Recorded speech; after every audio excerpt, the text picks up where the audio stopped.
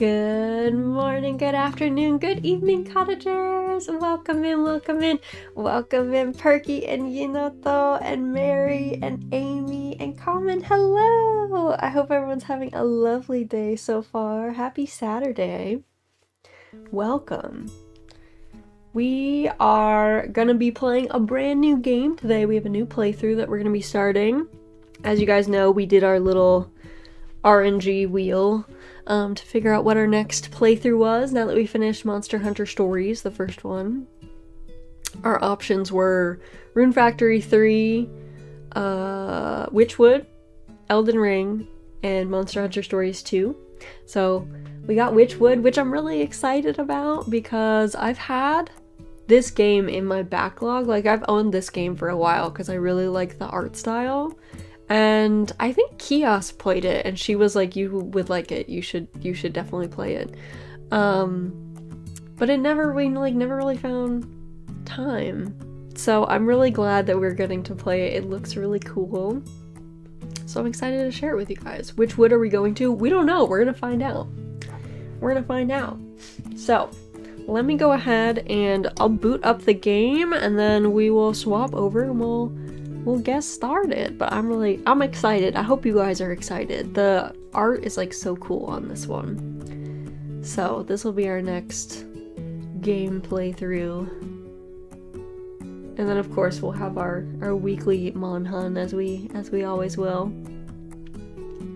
I think this game is around 40 hours, I want to say, somewhere in there. So I'm very excited to get into it though. My one hope is I hope it doesn't have a cutscene at the very beginning, because that's... okay, good. Because I always get a little freaked out when we start a game and then it's like, oh, here's a cutscene, and I'm like, no, we're missing the cutscene. Also, Kios, hello! I was just saying, you've played Wytchwood, haven't you? I thought you did. And you were like, you should play. And I was like, I trust the vibes of my girl Kios. So let me get this audio set up really quick. There's Wytchwood. I don't know why it's so far down. Whoa.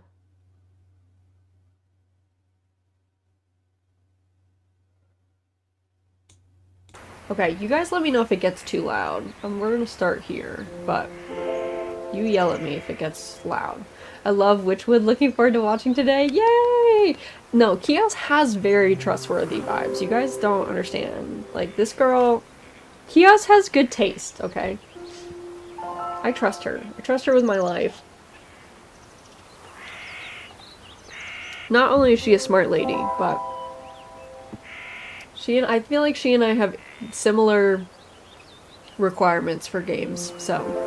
when she says that she likes a game, I'm like, okay. I'm locked in. Alright, so this is Wytchwood, and let's get into it. New game. Once upon a time, there lived an odd little witch in an odd little house. She spent most of her days tending to her odd little garden and resting in her odd little chair. On this day, however, her sleep is interrupted by an odd little noise. Bah! Who's there? Hello?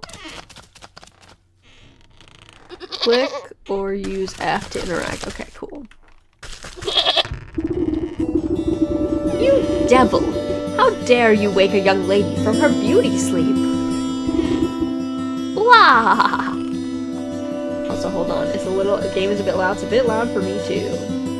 So, one moment. I'm giving myself googly... oh, I won't need to give myself googly eyes. I'm gonna turn this down to, like, an 8. Turn this down just a smidge. Alright. Is it better now? Better now. Hopefully. Better. Okay, good. Seems good. Good. The pains of starting any new game are me having to do the volume mixing on the fly and then being like, wait a second. Won't until the game starts proper. Yeah, we'll find out once we get into like combat or whatever. Shoo, shoo! Get out of my house, you mindless beast! You're making a mess! With a swift kick in the rump, you boot the goat through the front door. When did this place get so cluttered? I could have sworn I swept the hearth just yesterday. First things first, my old grimoire must be around here somewhere. Cauldron helmet, 10 out of 10. First things first.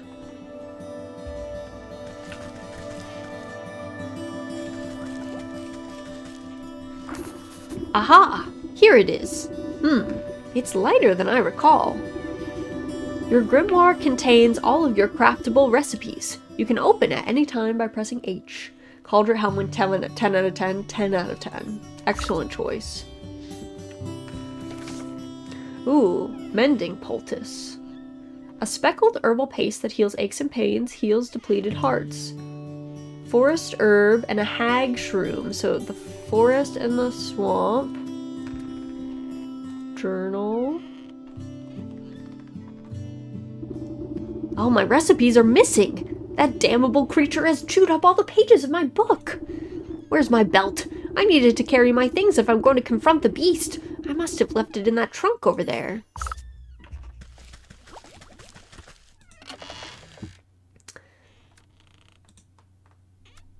We got an imp-eye nut. A thorny husk has stimulating properties, whether ground and consumed or simply stepped on. Reedy twine. Tough plant fibers. Roughly braided into a thin rope. And seeker vine.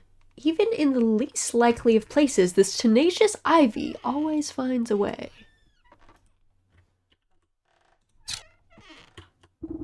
Oof, my poor back. How long was I napping for? A good dose of medicine ought to soothe these aching bones before I head outside.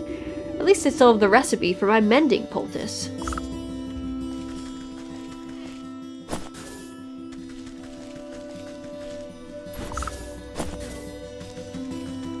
Do I go here? Okay, craft poultice with H. Oh, I need another one. Oh, there it is.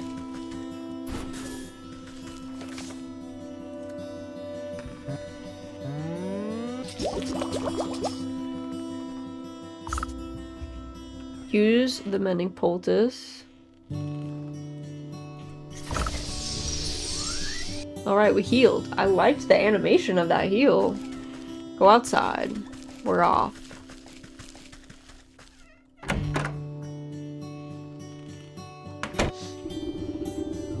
You step outside into a humid marsh and immediately stub your toe on a twisted root. Ouch! Close your eyes for a wink, and the next thing you know, the whole yard's gone to the weeds. Somewhere in the distance, you can hear braying through the dense bramble. Where'd that cross-eyed Billy get to? He could at least put those gnashers to good use on this lawn. Open your map to get a better look at your surroundings.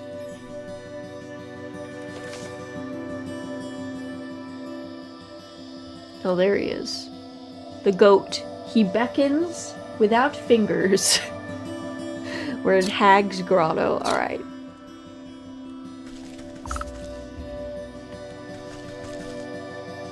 Ooh. What's this? Some shears will cut these cleanly. Alright, I need shears for that.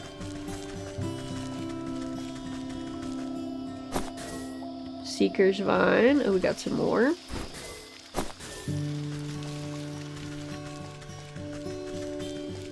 I like our house, first of all, a lot. Well, there he is. I see you, you menace. Bah! Is that all you've got to say for yourself? Bah! Ugh! The goat coughs up a disgusting hairball.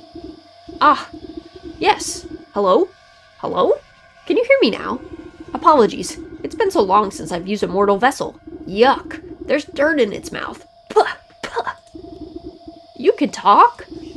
Of course I can talk. Has your mind become so filled with cobwebs that you've forgotten your old friend? You wound me, madam. It's good to see you up and about. I was beginning to wonder if you'd ever awaken, though I suppose time flows strangely in this place.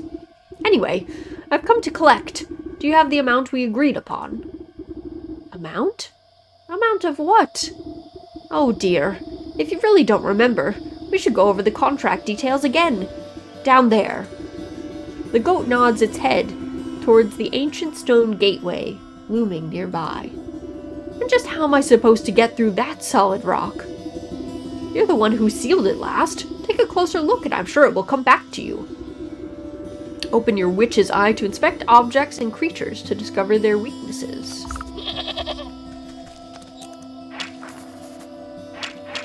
A stone pillar, an unusually large standing stone wrapped with enchanted engravings. Unveiling powder is its weakness. Don't underestimate your senses, my dear. You may be old, but you can see things others cannot. Hidden weaknesses lying below the surface. Ah, I can see it now. There are shallow runes etched onto the surface of the stone, but they are too faint for me to read. A powder of unveiling ought to do the trick. If you had made a snack of my book, I wouldn't have to retranscribe my recipes. I shall not be held liable for any losses or inconveniences incurred as a result of abysmal possession. By inspecting objects and creatures, you can learn new recipes to craft in your grimoire. Unveiling powder. Oh, okay. Craft that.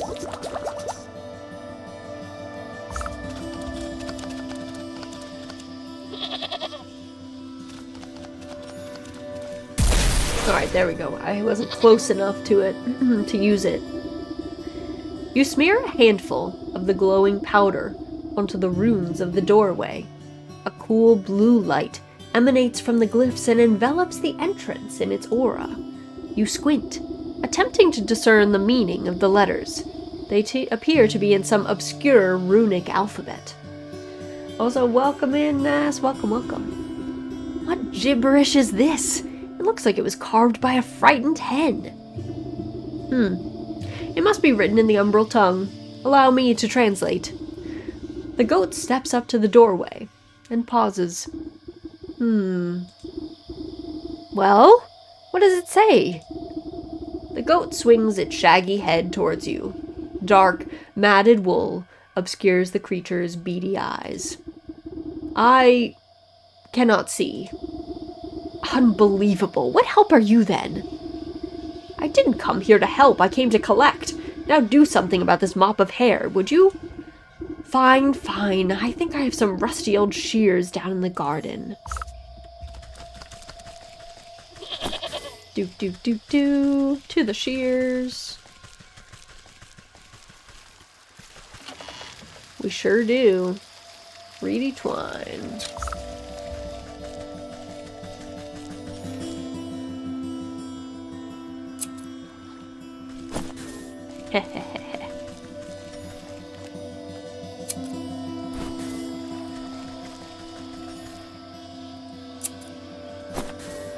I'm gathering. Sorry, dude. I got things I gotta look after first. Shaggy head, Shaggy's new hobby. He's a goat. With much protesting and a nicked ear, you shear away clumps of dirty hair from the goat's eyes. Ah, much better. Oh my, were you always this grotesque, or is my memory failing me as well? Watch your tongue, or I'll give it a good snip too. Now you can read the runes. Now can you read the runes or not? Yes. A space beneath, she sleeps alone. Tokens given up to the unknown. Fires of 4 shall unroot the stone. Braziers burn, and await the crone. Crone? Who's it calling a crone? And what are these tokens I'm to burn? Perhaps you ought to take a closer look at these braziers. The remnants of its last burn are barely discernible for the time since. They need a blue feather. Little remains in this brazier, but an undeniably acrid smell. A dog hair. Some past contents have left a hard residue within. It needs frog slime. The inside catches the light just enough to suggest some past iridescence. Needs a shiny stone. Dog hair, bird feather, frog slime, and a shiny stone. I don't suppose you swallowed up any of those things while I was asleep. I don't think so, but feel free to sift through this creature's leavings if you want to be completely sure. However, there's a whole world outside this little swamp, you know. See that gateway over there? The one with the lovely green flame. The goat motions to the far side of your yard. I guess a brisk walk in the woods would do these creaky joints some good. Too much time indoors is bad for the humors.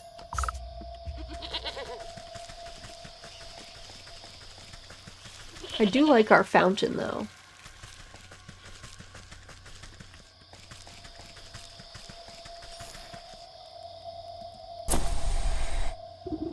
Snipping and tearing. Your shears made short work of the bramble. Let's go.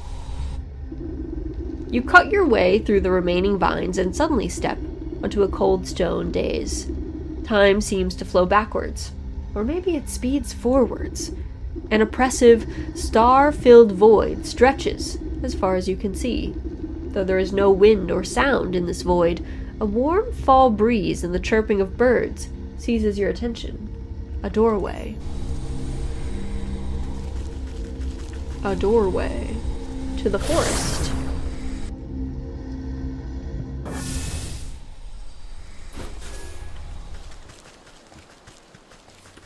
Oh, feather.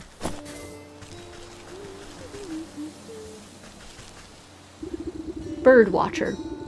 The woman spins around on her heels so quickly, she nearly hits you with her spyglass. Ah, you startled me. Can't you see I'm busy with my scientific research? Research? What is it you're looking for with that contraption? Why, the famed indigo-tufted forest lark. They're said to be native to this forest and this forest only. Have you seen one, perchance? You glance upwards at the small blue bird perched atop the oblivious woman's hat. If Raz is playing this, it must be some kind of farming game, but I can't prove it. She has a garden. I haven't. Sorry. A shame. Well, it's never too late to open one's eyes to the wonders of the natural world. You never know what you'll discover. She points at a nearby woodland critter, stuffing its cheeks with seeds. Take that squirrel, for example. Spend a few moments watching its behavior and you'll learn everything you need to know about it. Observation is key. Now, if you don't mind, I wouldn't want to miss making an exciting new discovery. The blue bird glances vacantly at you before pooping on the brim of the woman's hat. Snap trap.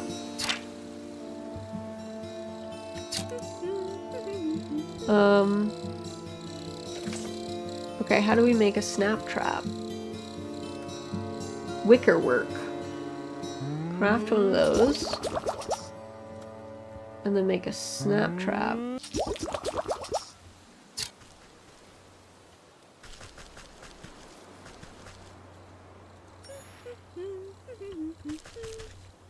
Okay.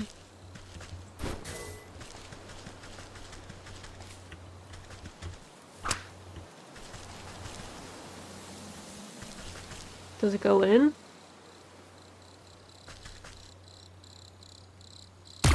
Oh! It did! It got. We got meat. I killed that bird. This game has brought up poop twice in under 5 minutes. Is this foreshadowing? Hopefully not. A hatchet might break this apart. We do not have a hatchet. Salute the bird, yeah. R.I.P. bird. Alright, we got that. Oh. More wood.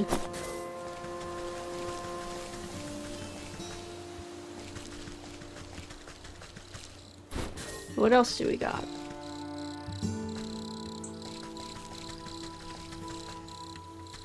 Oh, that dude has frogs. Ragamuffin. Look at those frogs. The little witch footsteps get me every time. They're perfect. I love them. Oi, lady. What's with that great stinking pot on your head? I would ask the same about all those stinking frogs in your trousers. Aw, you're just jealous. The boy fumbles between trying to wrangle all of his frogs and swiping ineffectually at wayward fireflies with a shoddy-looking bug net. Juggling a little more than you can handle, eh? What exactly are you hoping to accomplish, flailing about like that? Also, Mary, thank you for the Forg wealth flex. You've unleashed 15,000 Forgs into the chat. This ragamuffin would be so excited for all of your Forgs.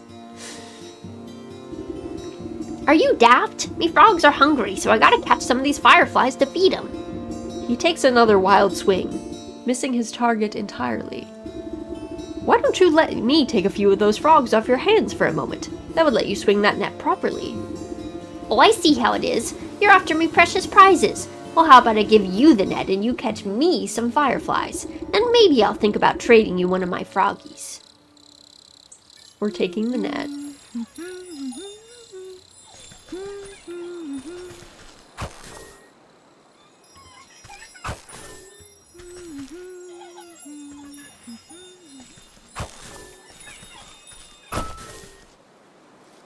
Oh, you can catch the fairies. I caught the fairies for fairy dust. Oh.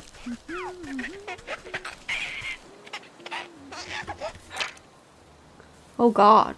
Changeling. Will chop anything needs chopping. You need to interact with a logger's hatchet. Oh jeez. Hello. Well, I don't have a hatchet, so...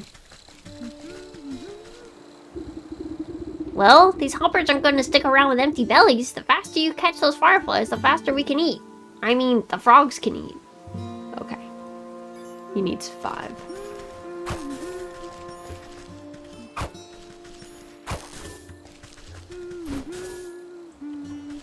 Okay. You couldn't possibly chop something making those cute baby noises, could you? We'll see. Well... Okay, yep. Yep, here's the fireflies. The boy shakes the jar, rattling the captured insects like pennies in a piggy bank. Oh, these are nice and juicy. The lads are gonna feast tonight. Now about our deal. You agreed to treat me one of your pets there. Ha ha ha, what deal? I don't remember making no deal. A frog squirms out of the boy's overalls and plops down by his feet with a wet slap. Dang it. There goes Slippery Pete. He takes a clumsy swipe at the amphibian, but the creature squeezes out of his grasp and bounces into the underbrush. Aw, shucks. I never liked him anyways. If you can catch him, he's all yours. I got him. We got frog slime.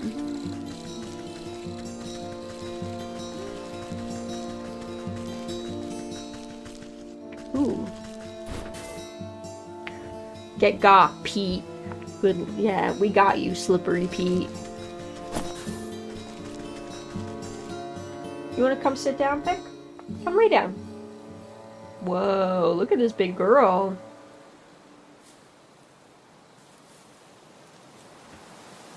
You're so good. What would you have done with Slippery Pete? Miss Pickles, would you have tapped him? I think you would have.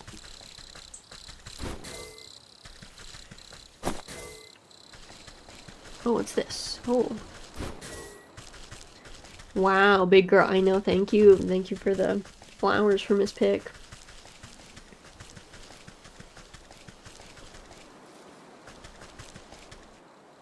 Oh, that dude looks like he'd have a hatchet.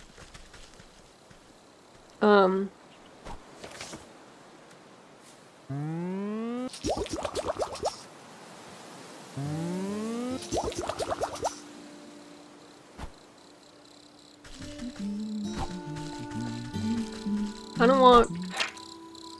Possesses an energy far outpacing its tranquil home.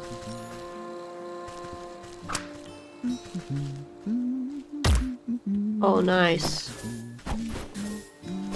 Rodent lard. Excellent. Hello, sir. Hey, you there. Give me a hand, would you? With what? You seem to have everything under control. These stumps aren't going anywhere. My darn useless son was supposed to help me, but he's wandered off again. Probably go bother frogs and eat bugs or some such nonsense. Anyway, I need help clearing away some of these dead logs. It's late in the season, and the wood has started to rot. Just be careful of the purple mushrooms that sometimes grow inside. They'll make you powerful sleepy if you breathe in the spores. As much as I do love poisonous fungi, I'm not much of a lumberjack. Nonsense! Anyone can experience the joys of splitting a fine stump. Here, my boy won't be missing his hatchet.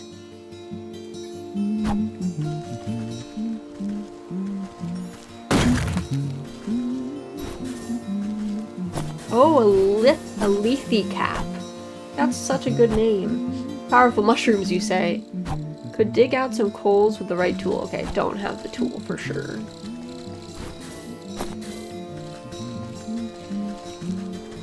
Leafy caps.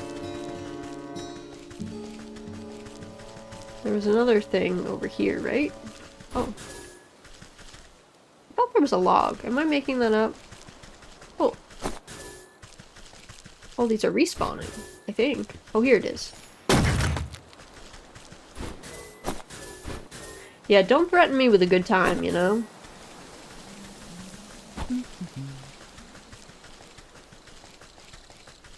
I wonder if there's a day-night cycle in this game.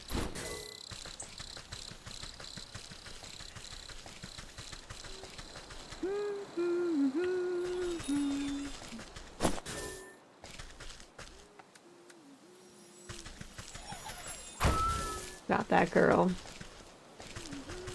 Also, maybe some fireflies? Just in case, you know, maybe they're a reagent for something. Just looked it up and realized I've been saying lethe wrong for 30 years. Honestly, it was a recent addition to my lexicon. I also did not know how to pronounce it, because lethe doesn't sound correct, but it is. Alas.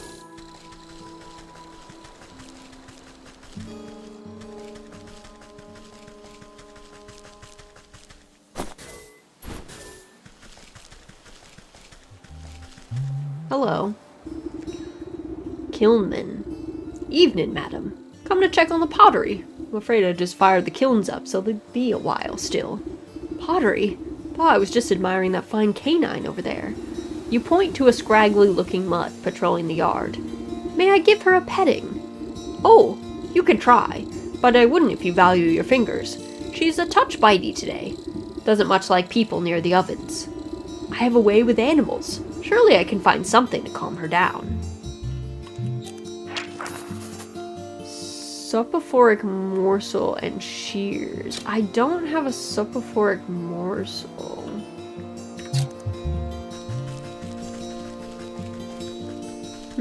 I don't think.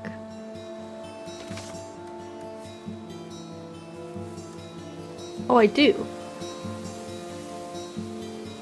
Soporific potion. Oh, this needs a jar of water. Oh, there's a well. Let us find the well. Oh, here's the well. Hooray. Hello, well-wisher. Get that dog on shroom stat.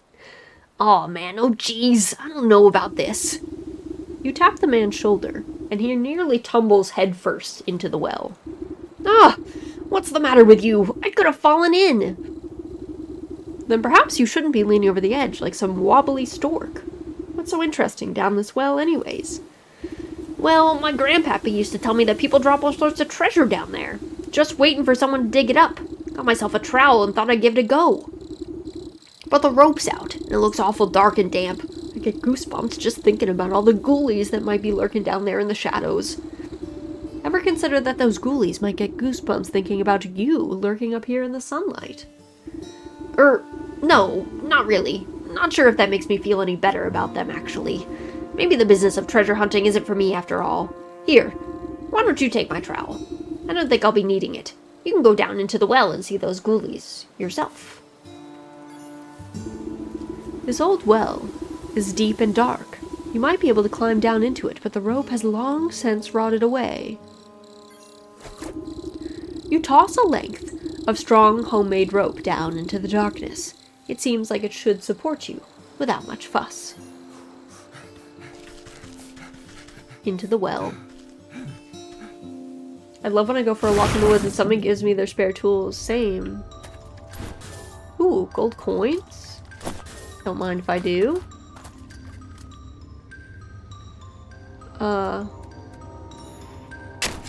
Ooh. Clay. Nice. Maybe for the pottery man. Okay, okay. Oh. We got a shiny stone. Let's go.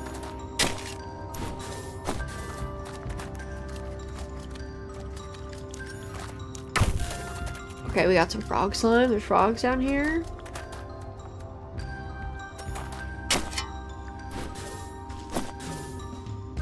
But how do I get to the water?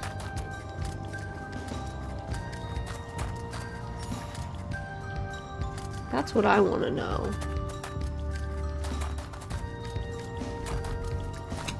Locked. Okay, fair. Ooh, more shiny stones.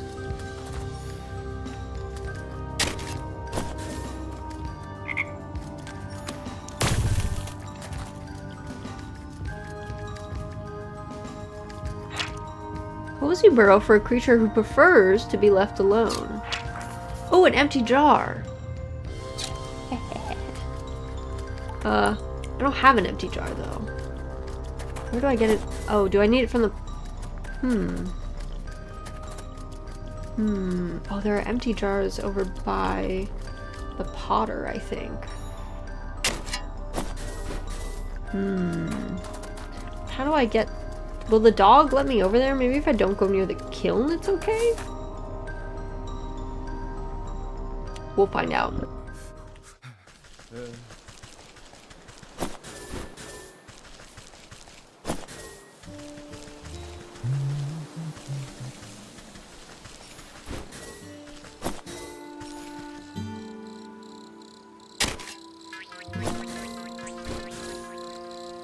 Oh, okay.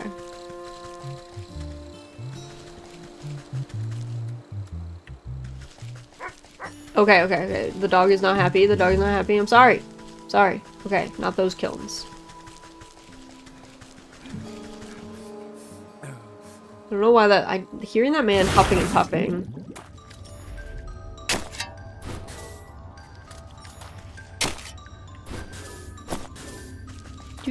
Do. I like how quickly these... Oh. Come here.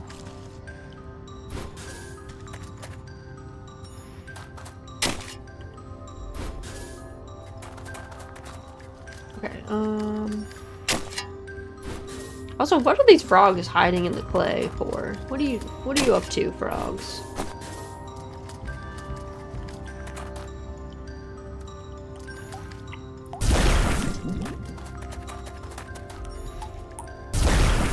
Okay. Got what we came here for.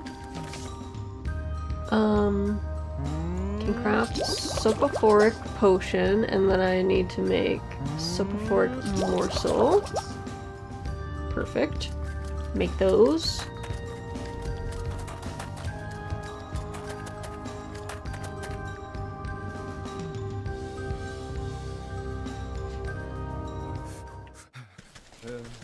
What else did I need for the dog?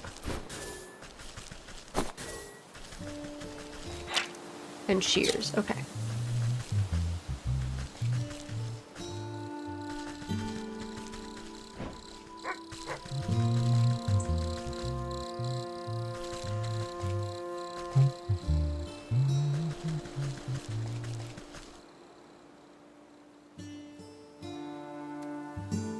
Hello, pup.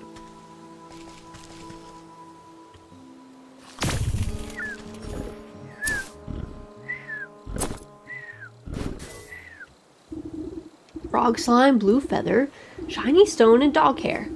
All I need for those braziers. I should head back home now. Well, hold on.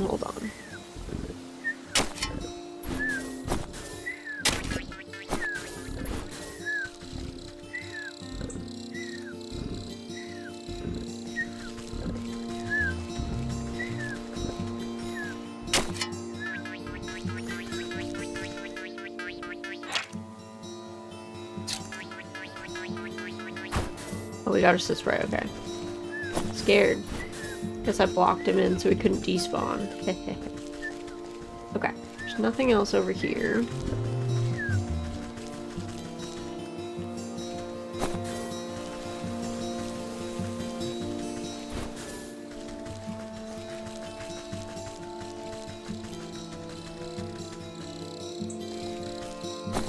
Let's see, I think there was a thing that I could get.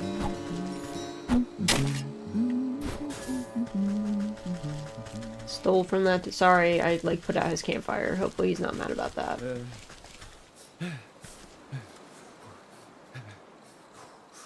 Oh.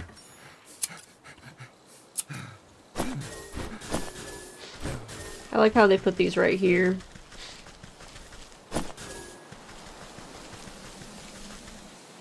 Can't go in there yet, I guess. Alright. Back home.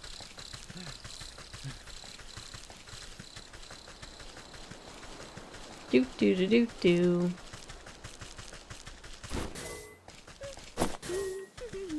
Good luck with your research, ma'am.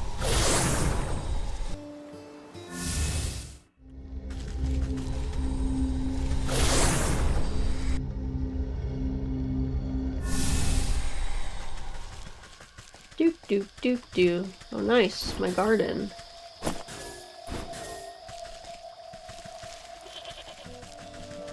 I'm coming. Brazier awaits an offering. Blue feather. A strong force pulls the feather down into the large basin like a magnet. It bursts into a bright flash of light as cold flames engulf its essence.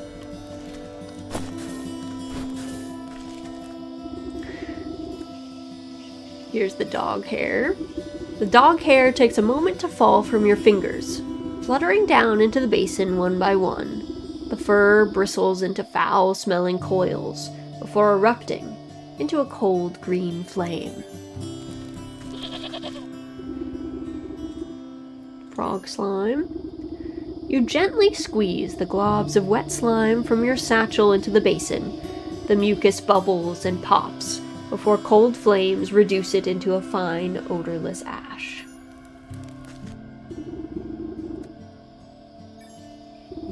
You drop the stone into the basin with a resounding, chiming sound. Fractures trace across the pebbles before it cracks open, and a cold green light swallows it within its flames. The emerald flames of the braziers play strange shadows across the stone doorway. You watch as fingers of shadow crawl up the rock face and crack open the solid granite like stale bread.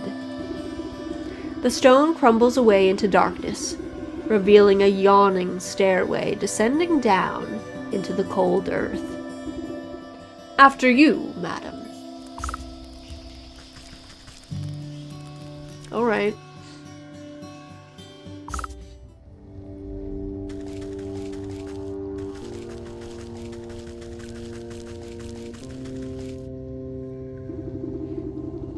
Encased inside a gilded crystal coffin lies the body of a young woman. Though she sleeps in an enchanted slumber, her ageless features express a deep sadness.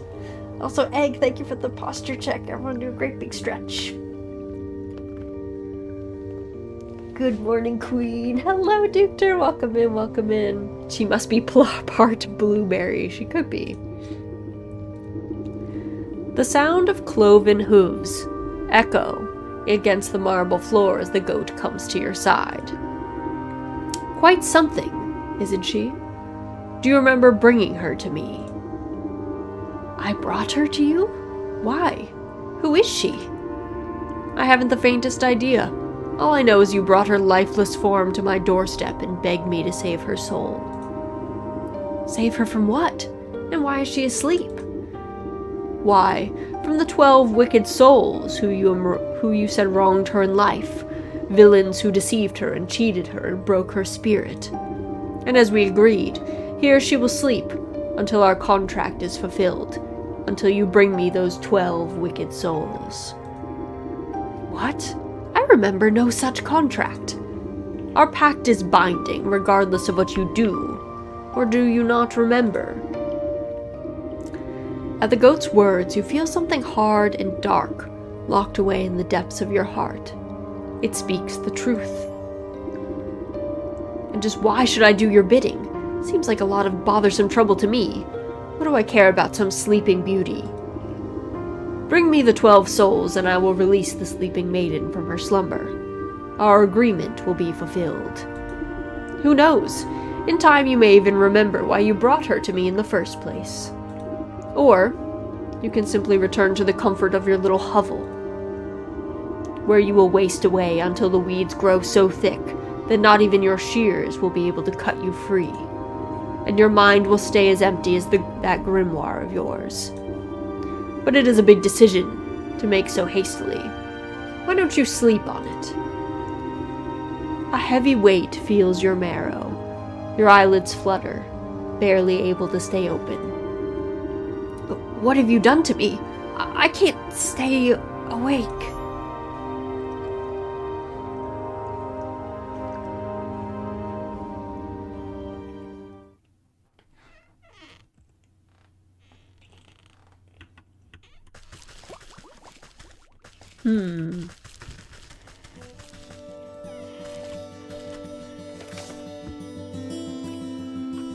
Oh, I can make empty jars now myself. I'd love to be able to sleep on command. Seems like a handy skill.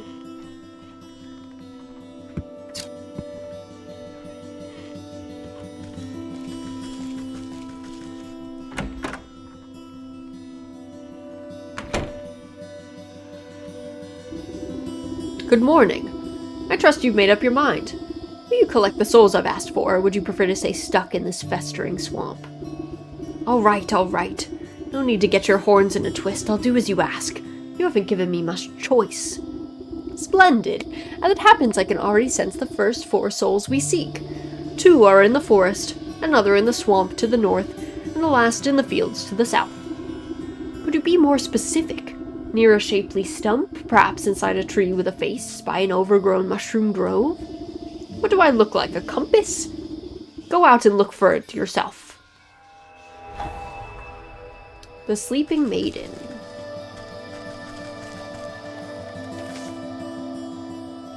The journal. Collect the 4 souls for the goat, the bear in the forest, the ox in the field, the leech in the swamp, the snake in the forest. Okie dokie.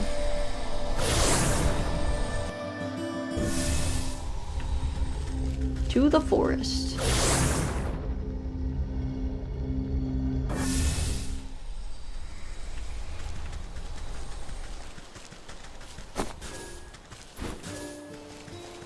I don't think I ever went north here. Ooh. Oh. Cinderbox. This tree seems particularly angry about something. Maybe everything. Oh geez. Specially packed for maximum combustibility. Burns longer than one would expect. Useful against dryads. What is this ingredient? Oh, rodent lard. Okay.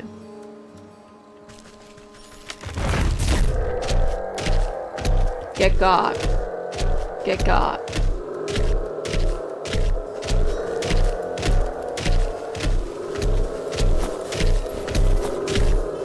He'll cool off eventually. Okay, cool. Cool.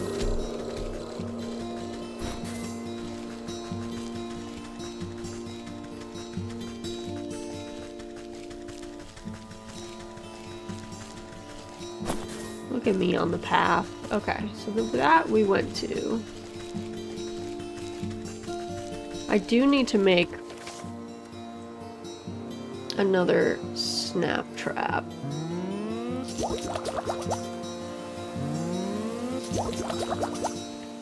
Because I will need it for... What does this say? Lakeshore path.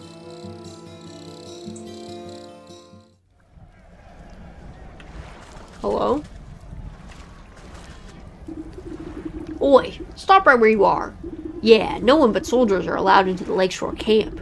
And you don't look like no soldier. Yeah, that's not a standard issue helmet. I just came to visit my, son? I don't think so. The captain said no visitors, so buzz off. Yeah, unless you're the quartermaster, you ain't getting in. Hey, where's that nervous wreck anyway? He ought to be back with that shipment of honey by now.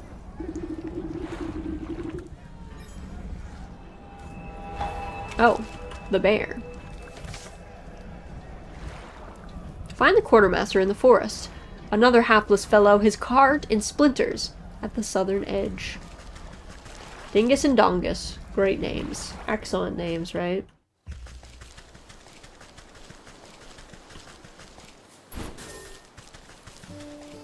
Okay, that... Oh! What is that thing? Dreadful doll. Talks big, but is cowardly at heart. Sewing kit. Issue? Okay. Oh, geez. Fields. Okay. Useful against goblins and bandits. Alright. I don't have that just yet. He says.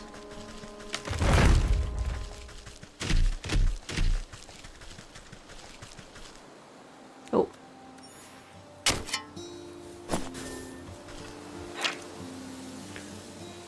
Wait.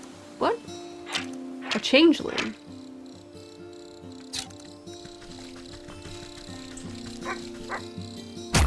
Ouch. Oh, I see. I see. Okay, okay. Might be. I was looking at the wrong thing. Okay, hold on.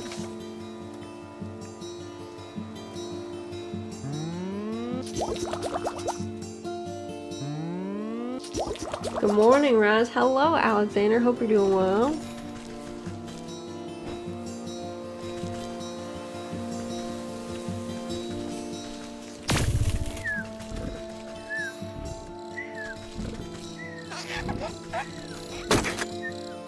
Nice. Changeling root.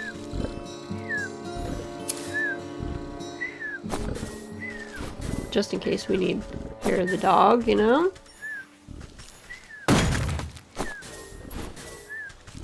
Ooh, more stuff. Oh, the gobbleline. He's coming for me. I did kill that changeling, by the way. He dead. Ooh. A bait stick? Newts, dragonflies, and bats. And more snap traps. Sick. Ooh. Humble basin. Just a bird bath. Oh, there's a woman. Hello. You approach a young woman weeping sorrowfully into her palms. She catches her breath for a moment and looks out longingly over the placid lake. Oh, my sweet songbird, why have you forsaken me to a life devoid of your love? Tears well up in her eyes as she buries her face once again. The art style greatly reminds me of the cartoon Samurai Jack. I love it. You consider leaving this melodrama well enough alone, but something about the poor girl reminds you of the maiden slumbering under your house. You draw out a tattered handkerchief and offer it to the maiden. There, there, dry your eyes, my child, and tell old Granny what the matter is. Oh, thank you, you're very kind. She takes the cloth and daintily dabs the corners of her eyes. Swallowing the last of her sobs, she composes herself before sighing wistfully. It is my beloved, such a sweet and romantic man, the voice of a meadowlark.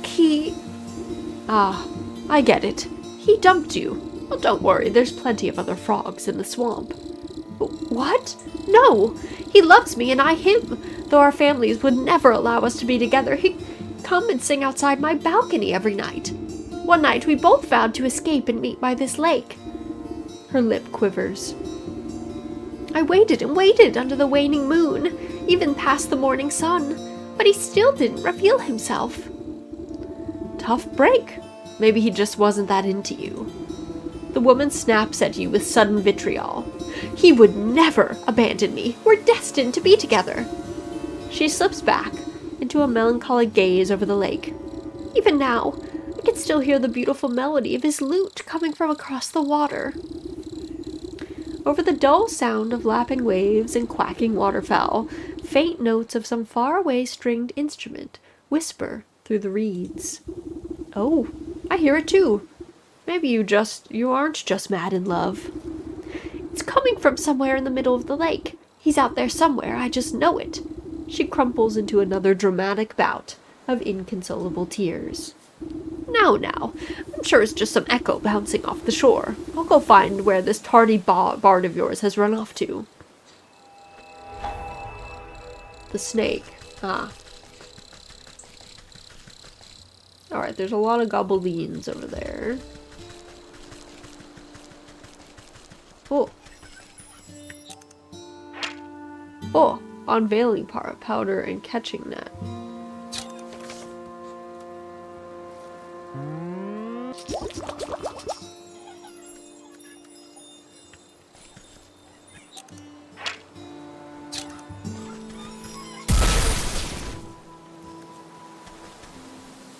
Oh, there he is. Catch him. Fairy dust. Oh. Pixie nest. Oh. Interesting. Oh, I see. Also, I probably also should make one of these and, you know, heal myself. Just in case.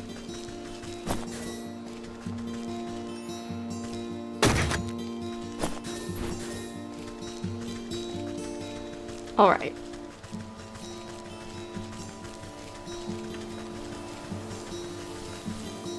What's down there?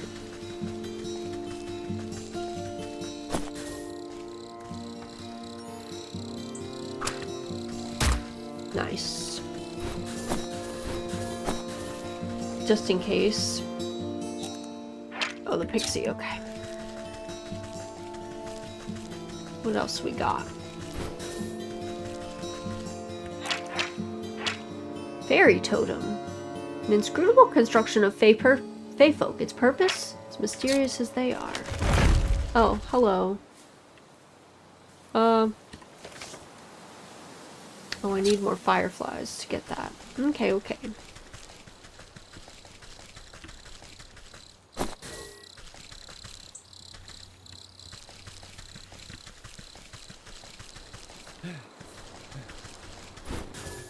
The dude at the well.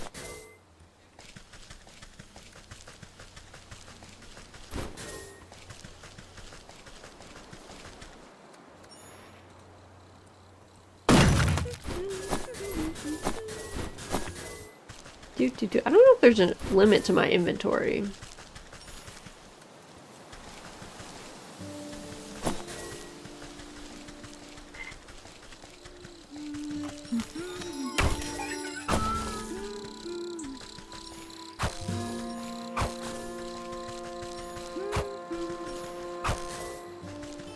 There's some more over here.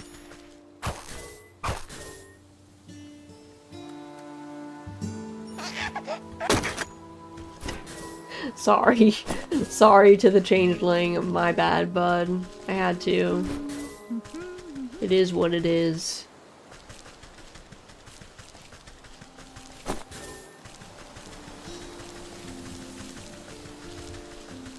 My bad, buddy.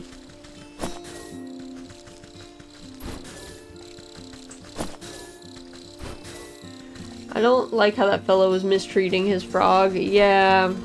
He's a child, but yeah.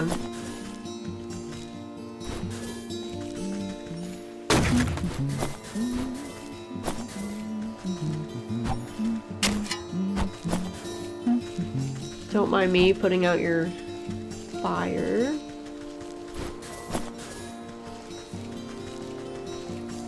Oh. Oh, hello there. Sorry, I think I managed to get most of the debris off the road. Looks like you've made a fine wreck. What on earth happened to your cart? Yes, well, you see, I was sent on a very important mission by the order of my captain, the bear. The bear, you say? What sort of mission? It's my job to make sure the lake shore camp is well stocked with provisions, but most importantly, a steady supply of honey for the bear's favorite mead. I was just on my way back from the apiary with a cart full when a deer or something darted out of nowhere, jostled my poor mule so bad she broke her bridle and ran off. My own heart nearly leapt out of my rib cage. Piled the darn cart right into the ditch, she did. Now every barrel is smashed, and I can't bring myself to report back empty-handed. The bear will have my guts for garters, I'm sure of it. This bear sounds like quite a brute. Oh, you don't know the half of it. If he doesn't get his honey mead, heads will roll. Maybe you could lend me a hand? I can't very well put this broken cart back together. No, nothing like that, but could you take a message to the sergeant of Lakeshore Camp? He's a reasonable fellow. Let him know what happened, and maybe he can get me out of this bind. You can get to the Lakeshore Camp if you follow the road to the northwest of here. I need to stay with the cart and assess the damages. Oh, dear. Yeah, we'll do that.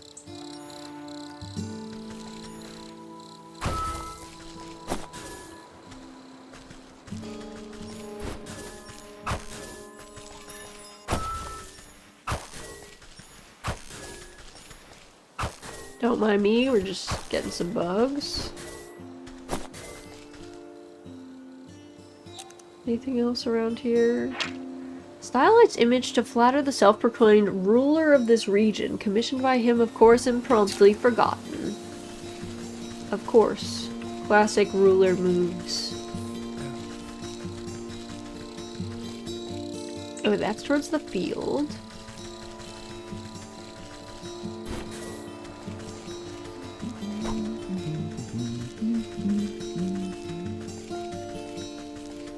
The music is rather pleasant. Isn't it nice? I think everything about this game is nice so far.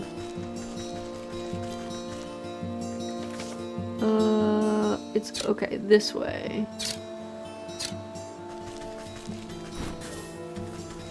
Oh yeah, what is... Oh, okay. To the lakeshore path.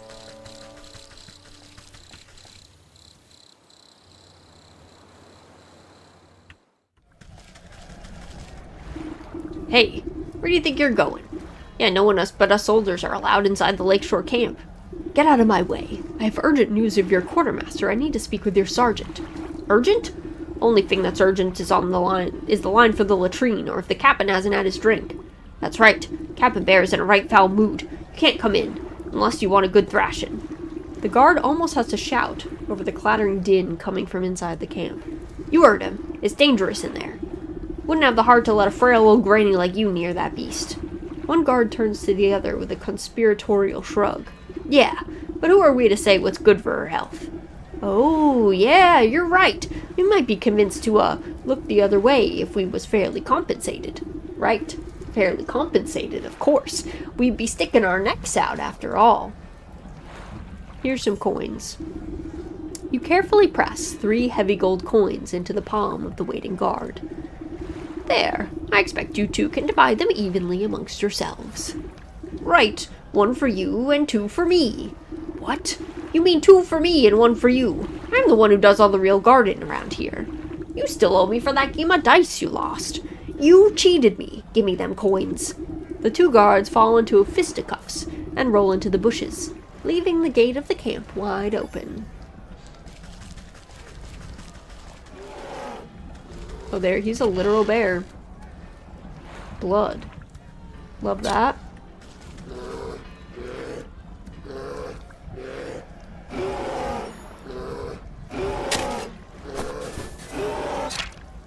Large ferocious soldier, self-aggrandizing story to tell. Unconscious soldier unceremoniously face-planted by the bear's furious swipes. As you cautiously approach, the bear drains the last of his enormous tankard and smashes it against the head of a nearby soldier, knocking the hapless man to the ground. And then I walloped him just like that. So next time I catch any of you cowards turning tail, I'll skewer you like a fish and leave your guts for the gulls. Also, welcome in, weekend. Welcome, welcome. Suddenly noticing that his drink has gone dry, the bear bellows to the skies. More mead, you yellow-bellied worms! More drink! Bring me my delicious honey mead! The soldiers taking cover nearby exchange nervous glances at each other, none wanting to confront the bear. There is no more honey mead. The bear wipes a strand of drool from his sagging lips, and his bleary eyes slowly focus on you. A mocking smirk splits his face as he waves at you with his great spiked mace. Say, now that's a funny-looking helmet, soldier. I ever tell you the time I crushed the bucket-headed barbarians of the western mountains? You decide that now is a good time to leave the bear to his ramblings, rather than make yourself an unfortunate prop in his war stories. The bear kicks an empty tankard at you as you retreat back into the camp. That's right. Go get me more mead, you good-for-nothing sluggard.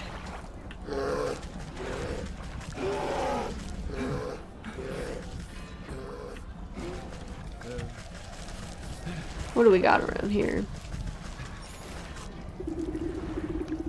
The frenetic-looking officer shouts hurried orders at whoever will listen, but most of the camp's soldiers are busy cowering or knocked out cold.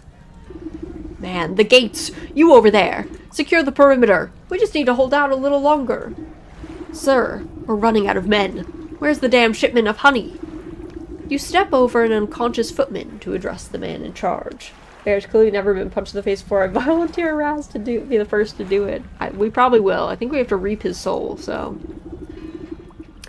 I might be able to answer that question.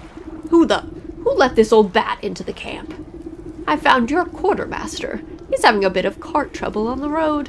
I'm afraid your shipment isn't going to get here anytime soon. What? Oh, curse my rusty breeches. Without that honey and other supplies, we can't make the honey mead. The bear's gonna flatten the whole camp when he finds out. The camp looks half flattened already. What's all this ruckus about? Well, the bear is the greatest warrior there ever was, which is grand and all when we're fighting the enemy. But once we set up camp, he likes to use us poor sods as playthings to reenact his conquests, and the only thing the bear loves as much as fighting is drinking. Guzzles up so much honey mead we have to brew it right here in the camp just to keep up. He points to a squat-looking device tucked near some tents, a portable brewery. Without that shipment of ingredients, I don't see how we can ever calm the bear down. He'll smash us into paste before the sun sets. Let me take a look at this brewery of yours. If the bear is so in love with brawling and boozing, then perhaps it's about time he received a dose of his own medicine.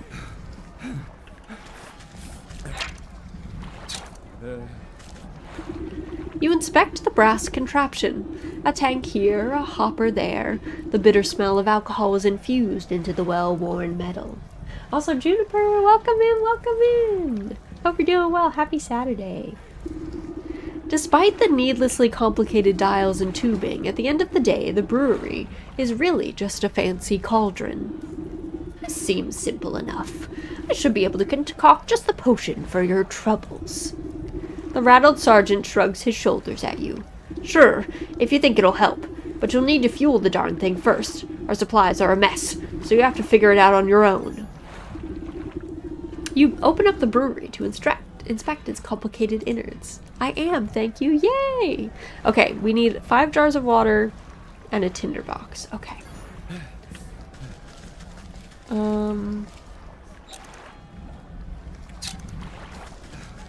The tinderbox should be easy enough. We can make that.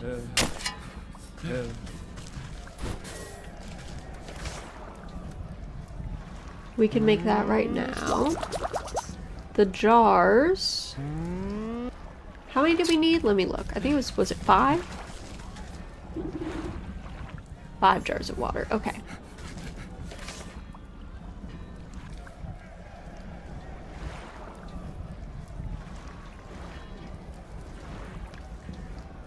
Because what was this? This 0 jars of water. Okay.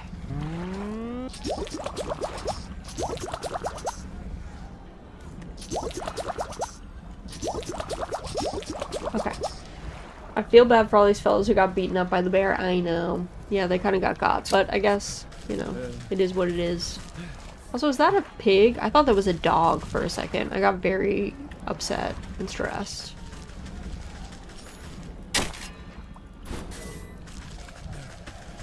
Okay. These have reeds. That's all nice.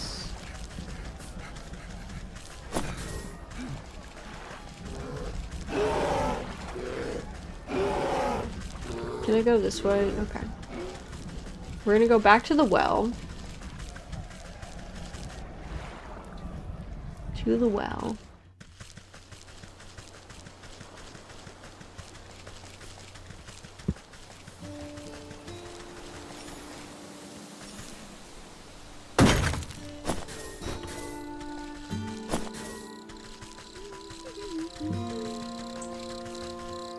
The well is this way, right?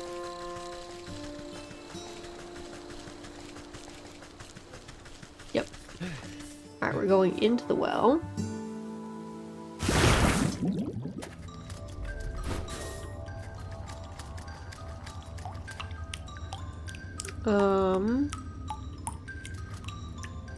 Inventory. Let's swap these. Okay.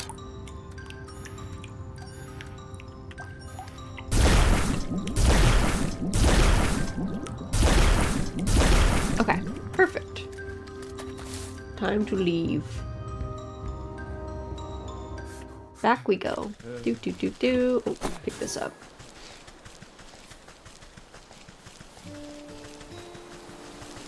I really do love the music, though. It is very nice.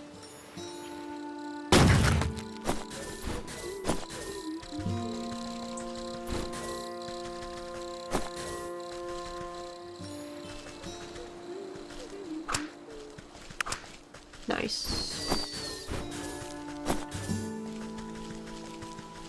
I don't know how I feel about the critters literally, like, exploding when they get snap-trapped, but it is what it is.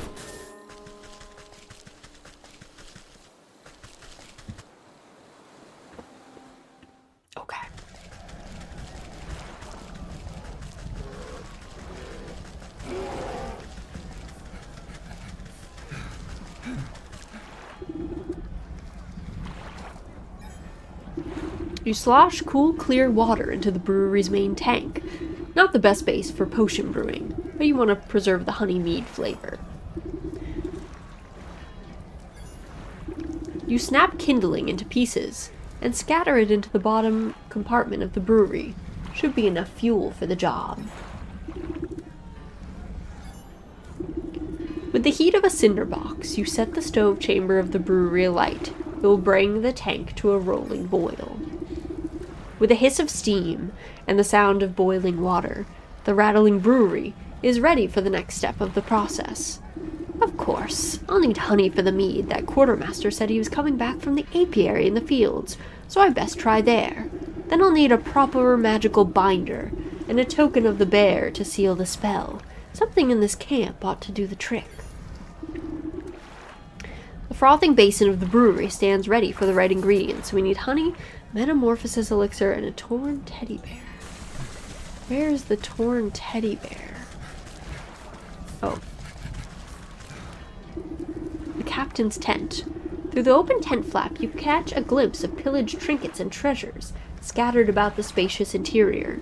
You surmise that one of these precious objects might contain enough magical essence to use as a token of the bear. Your eyes have only a moment to linger upon the giant fur-lined bed before a hand pulls the door flap shut. The sergeant gives you a disapproving glare as he ushers you away. Hey, you can't go in there. That's the bear's personal tent. You know the kind of hell that would break loose if he finds out someone's been snooping. Don't worry, I'll be careful. It seems like your men are keeping him distracted anyway. You glance over at the bear as he tosses aside a soldier like a sack of potatoes. No way, no how. If you think this is bad, just wait until he finds out there's no more honey mead. If you're so afraid of that stomping brute, why don't you just slip away into the night? Surely it would prolong your life a little. And abandon all my friends? We soldiers gotta stick together. It's our only chance. If there was only some way to stand up to the bear. A thought seems to cross the sergeant's mind as he notices the potions and baubles hanging around your belt. Say, you're good with magical doodads and whatsits, right? What if you made me some sort of protective charm or talisman? Then I could maybe have a chance against the monster without getting my head shoved in. If I make you a protective talisman, will you let me into this tent? I suppose I wouldn't have much to worry about if you did. Okay, let's look. Protective talisman. We need a wicked gemstone, which I can make. Make that. And then we need magic paste. And I need a jar of milk. Okay. Smell placebo coming up. I need a jar of milk and dragonfly wing from the swamp. Okay. The swamp. And we need 2 of these.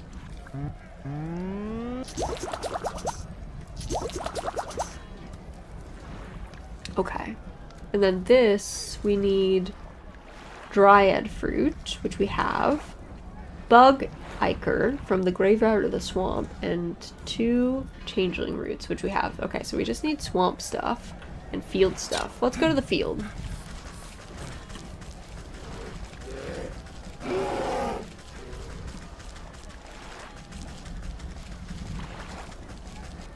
Field was along the south, because we gotta get honey from there anyway. And then we can maybe circle back to the swamp.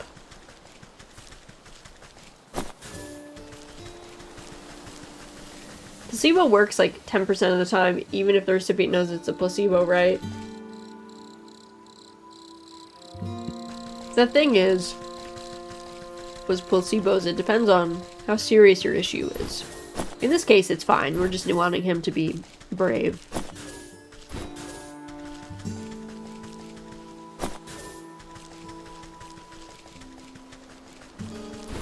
But if he had some illness, that, you know, the placebo will quote-unquote work because the brain is weird, but it won't actually fix your problem, so.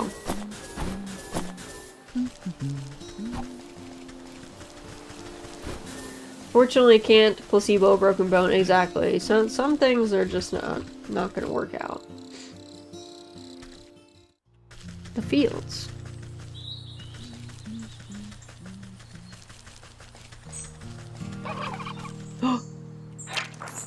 Digestive tablets. Showing the oblivious charm of its clucking cousin, this fowl is absolutely terrifying. Digestive tablets.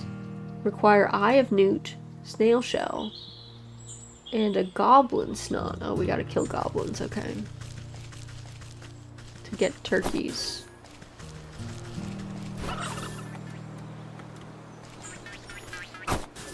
Give me that. Way to the apiary. We're going to the apiary. If the issue is mental, it'll work. Unless it's an issue they think it's broken when it's actually not. Yeah. Oh, hello. Hidey-ho! I'm afraid we're closed for the season. Closed? But I need some of your honey right away. Sorry, our supply was cleaned out just a little while ago. Funny little man with a cart, you just missed him. Yes, I've met him. He's the quartermaster for the Bear, but he had a bit of an accident on the road. I need to collect some more honey for the lakeshore camp. The Bear? Well, that explains why that quartermaster purchased so dang much. I heard that lumbering bully would steal nectar from a larva if it suited him. My poor bees have already worked themselves half to death for that order, and I don't have any honey left. I wish I could do something to help you, but the only honey left in the entire apiary is Her Majesty's personal reserve. Her Majesty? Why, my sweet spring flower, the jewel of my crown, the golden son of my... Yes, get on with it. My beloved queen, she's as lovely as she is wise, and resides over her flowered kingdom. A shrill voice pierces the meadow and sends chills down your spine. Slave, where is my dinner? I ordered you to bring me the finest sunflowers. Right away, my love. And make it pretty this time. I don't want another of your dandelion bouquets like some common wasp. Yes, my sweet. I think I had better have an audience with this queen myself.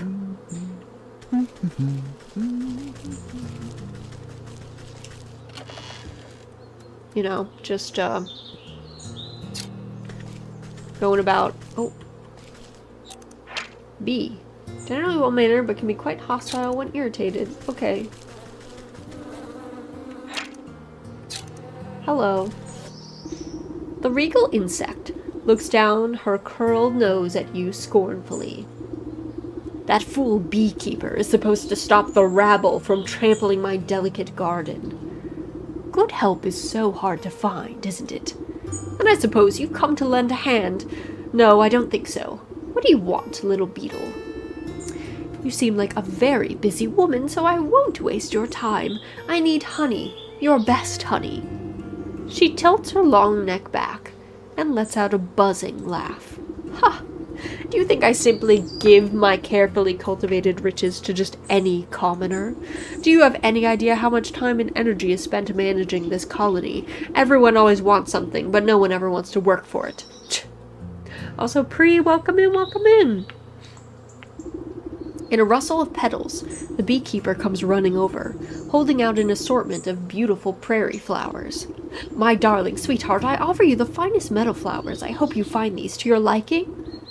Is this marigold, you wax-brained fool? You know I despise the stuff. How many times must I repeat myself? Get out of my sight, all of you.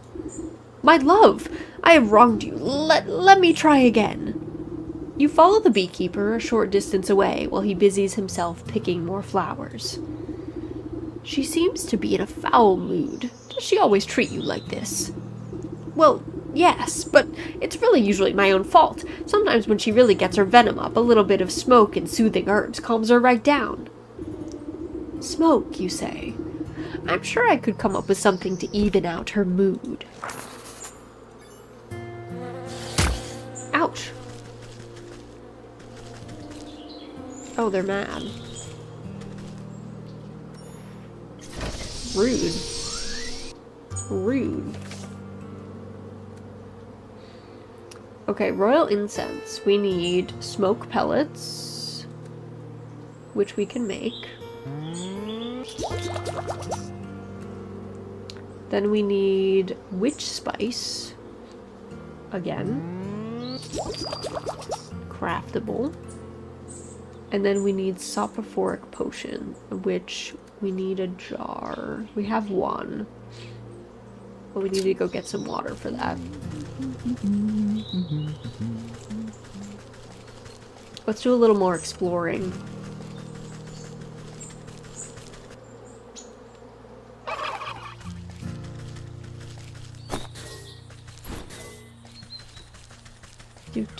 Do.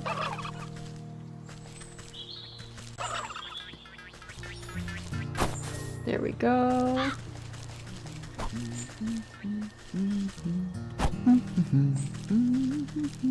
Hello, sir. Good day to you. Man, I love this game. Welcome in, Erratic. I'm glad you did. Cheers. Nice.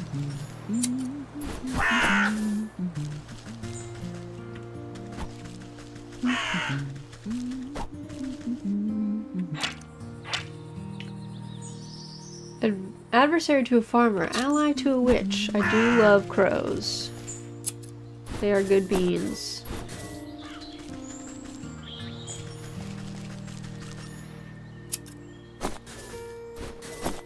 Okay, nice.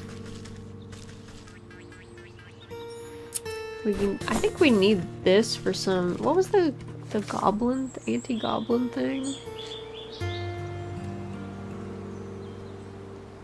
Oh yeah, we need, oh yeah, what's this need? Toxic thistle from the swamp. Oh, we needed this. Dreadful doll.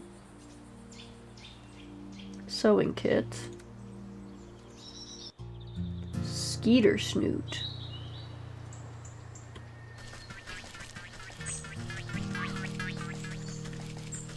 Let's see, what else we got around here?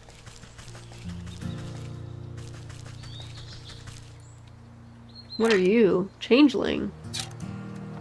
Of course. It's so violent when we kill the changelings. It's so aggressive. Rich topsoil.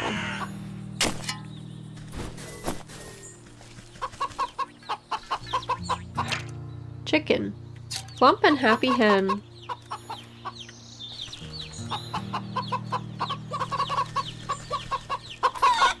Oh, thanks.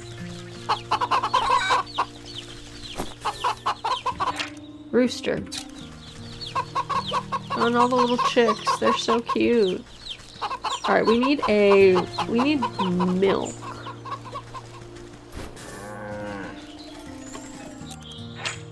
Empty jar. Hooray. Nice.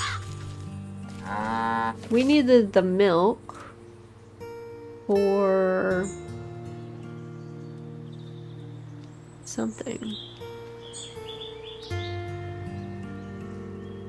Oh, the magic paste, I think? Oh yeah, and then I need a dragonfly wing. Okay. Unusual hay bale. Upon closer inspection, this mountain of hay appears to have been deliberately woven into an intricate wickerwork structure. You carefully pluck a single piece of straw from its center, and the whole bundle begins to swirl and unravel until a gaping vortex opens before you.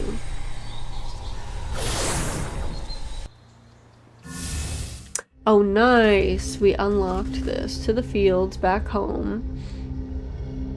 So we have to unlock the swamp, or get to the swamp at some point. Nice. Hehehe. The quick travel. Fast travel unlocked. Okay, what else? Anything else in here? Vegetable farmer. Hello. A hefty gourd stands before you, wiping beads of dew off his bumpy forehead. He tilts up the brim of his hat and greets you with what you interpret as a smile.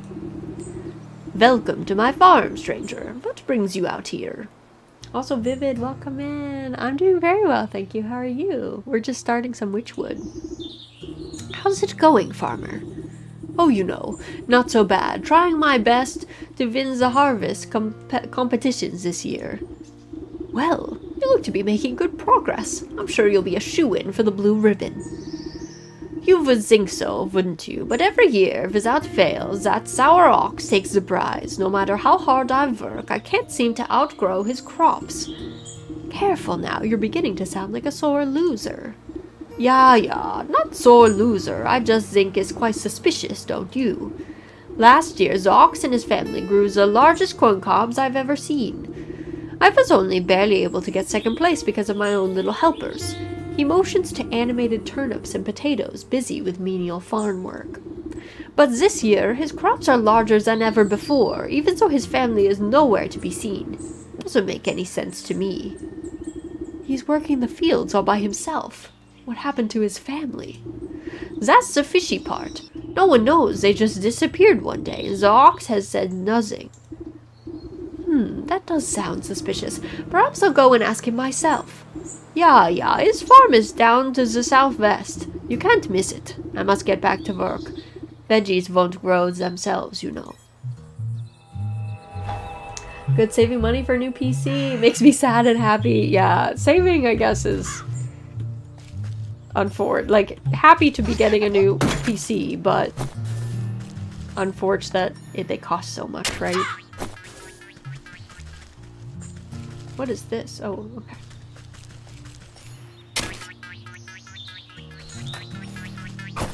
We got a soot spray. Ooh, a chest. Oh, nice. Chest. Happy because PC is good, however, I want to buy more artwork. I totally feel that.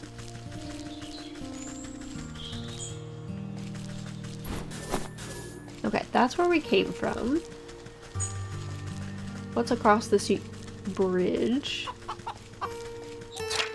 A pheasant. A pheasant. Hello. You're so cute. I love pheasants.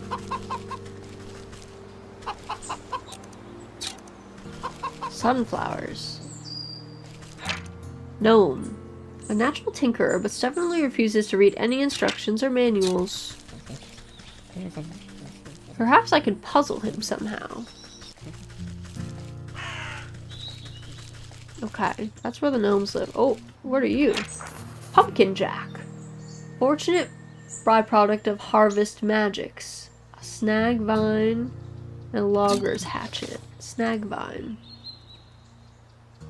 Sewing kit. Oh yeah, we need this. Okay.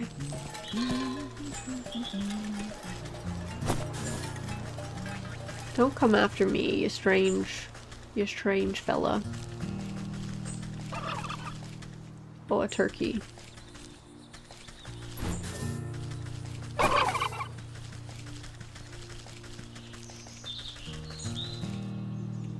Bandit.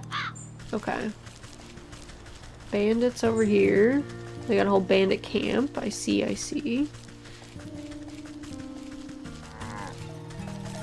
This is where we were before. The Ox's farm. Need to make food, so have fun. Thank you! Enjoy your food.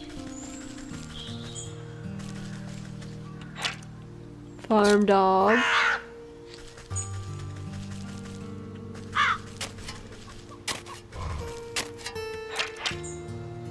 Just eerie. Easy to see why crows don't like these. Hey, this is private property. What are you doing trespassing on my land? Why, I just came to admire the glow of your crops, Master Ox. I heard you produce the most bountiful produce in the land. Ha! Well, you heard right. I work day in and day out till my hands are raw and my back is broken, but you won't find a finer farm anywhere else. You're sure to take first prize at the Harvest Festival again. You and your family must be so proud. The ox spits on the tilled soil. Ha! Those lazy louts never understood the pride and joy of devoting oneself to the land. What good's a family that gripes about hard labor? We'd have never won any of those competitions if it wasn't for my sacrifice. Where is your family, then? I can't help but notice you're working all by yourself. If you must know, those damnable bandits out by the South Bridge stormed in the place one night and stole them away. Bandits? You don't seem very concerned about getting them back. Ha! I'm better off. For all I know, they could have been already ransomed off for fertilizer. But if you're so worried, why don't you go talk to those bloody brigands yourself? Now get your big nose off my fields, or I'll toss you in the compost heap.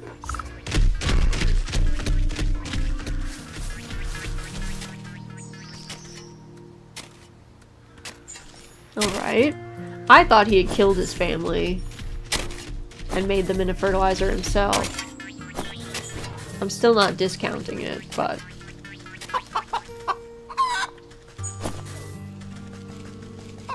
Rude ox. Yeah, but what if his family does suck?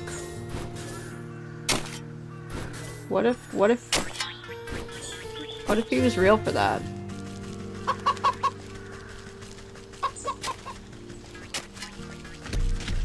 I meant about calling you big nose. Oh, maybe I do have a big nose though. Who's to say? Who's to say? He can't even see your nose. Oh, that's true. I do have my helmet on. Maybe that's just what he calls all witches.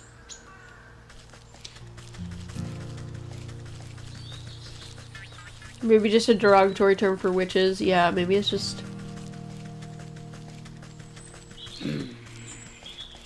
Okay, I have to kill them.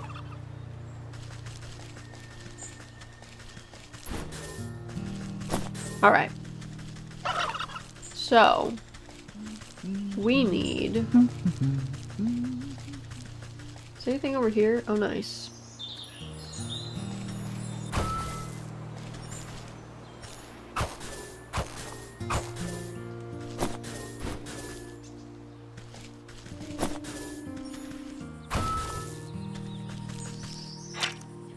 Fairy circle. Fey energies converge on the spot, but to what end is unclear.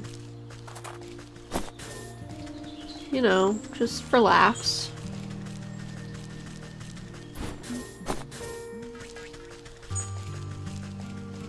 Okay. The gnomes are over here. Some reeds and stuff. Do.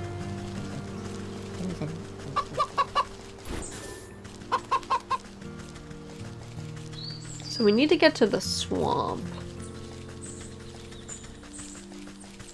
I think it's probably to the north, right?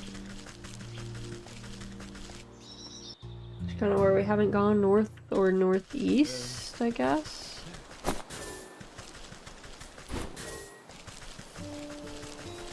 By those goblins.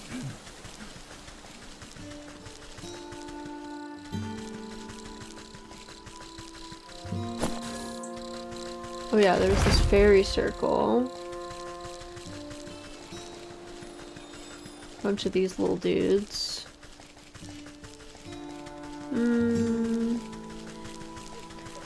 The weeping lass.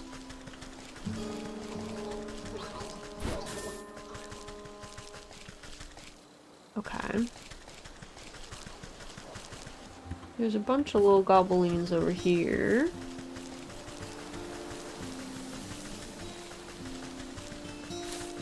Okay, no real way to get anywhere.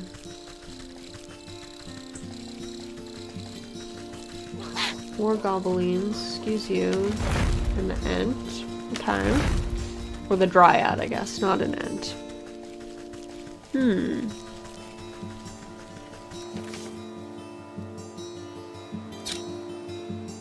Okay, it's up there. Okay, okay. Let's go. To the swamp. We need swamp things. The music seems strongest on this shore, but even here you can't quite place the source.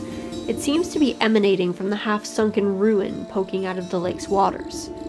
Maybe that fool bard's hiding way out there. But I swim as well as hens fly. Suddenly some unseen voice chitters mockingly into your ear. Ho ho, hee hee, the musical man you'll never see. You spin around, but no one is there. Just a nattering laughter bouncing on the wind. Who's there? Show yourself, spirit. Oh, okay.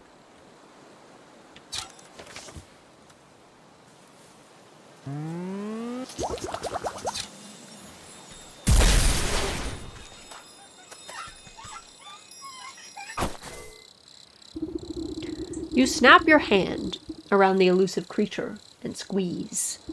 Ack! Let me go, you knobbly pot! You're crushing the life out of me! You trifling little pest! What do you know about this music? Music? What music? All I hear is the slapping waves and the peeping birdies. Your wrinkly old ears must be full of bugs. Don't you play smart with me. I'll pop off your head like a daisy. Ooh, you mean that music? That's the sound of snakes traveling circus. I thought everybody knew that.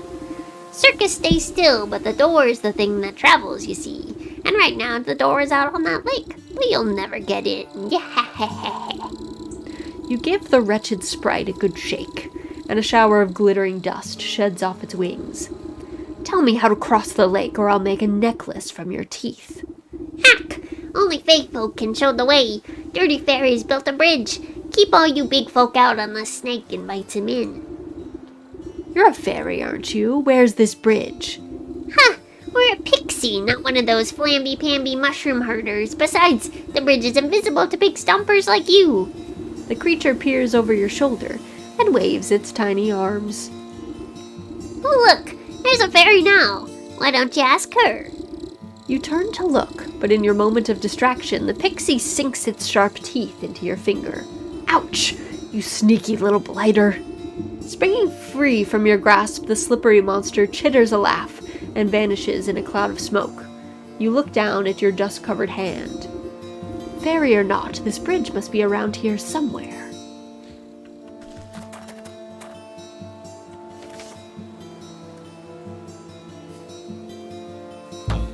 Oh, I can't make this?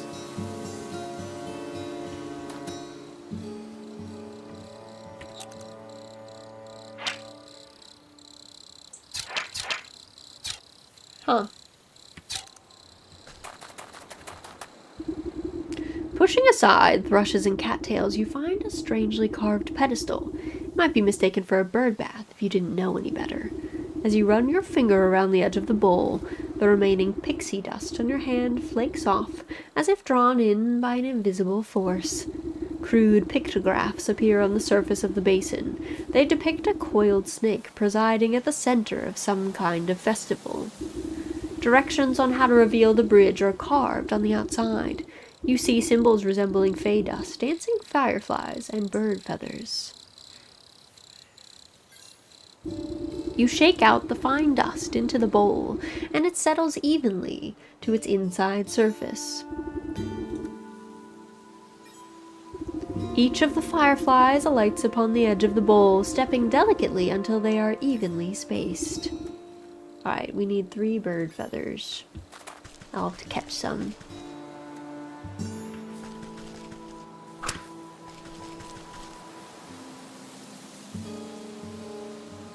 Squirrel.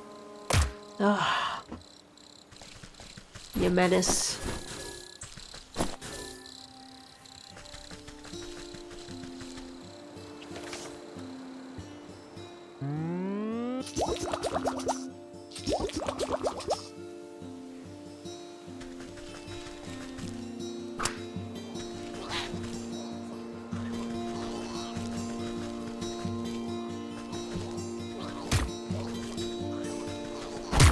Ouch.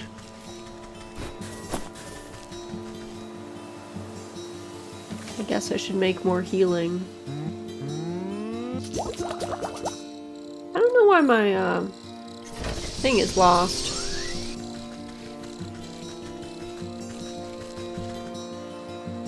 Alright. The swamp.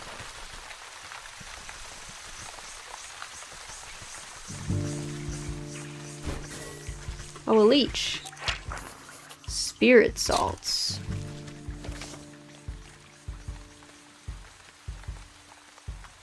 Unveiling powder and embalming salts. Oh, jeez. What are these? Skeeter. Smoke pellet and logger's hatchet.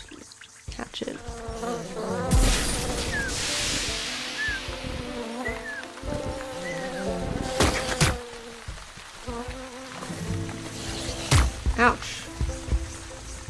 Okay, chill.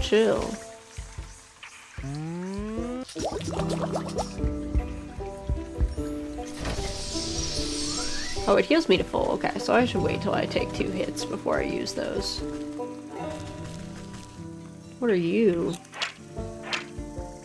A bait? Oh, yeah.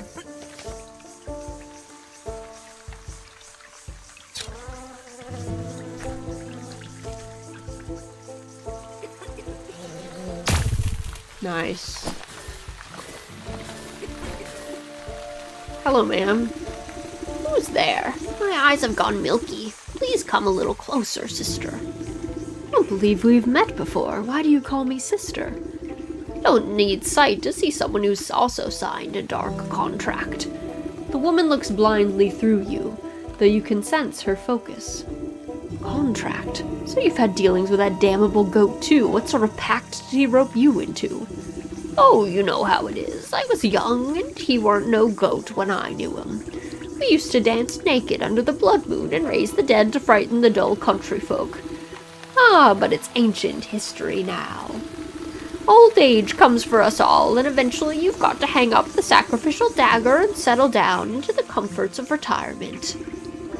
I know the feeling. I miss my cozy chair and little fireplace. Seems like a fine spot you've got here. Also, Chris, thank you for the posture check. Welcome in. The hydrate. Everyone do a great big stretch. Wild. Yeah, she out here doing wild stuff. Or she used to, I guess. Back in the day.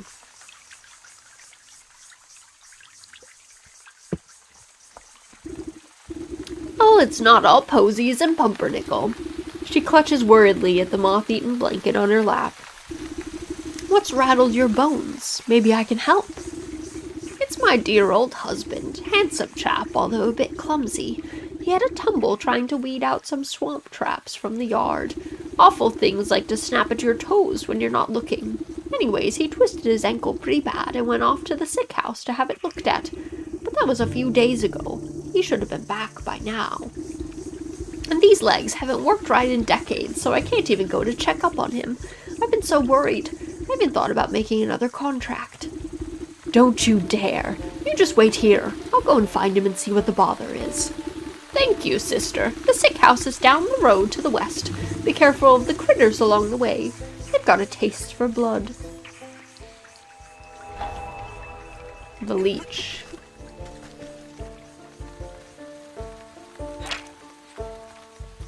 Oh. Nice. Water. Do I need water for something? Oh yeah, I can make this. Let's make the Metamorphosis Elixir. We made the Wicked Gemstone. What do we need for this?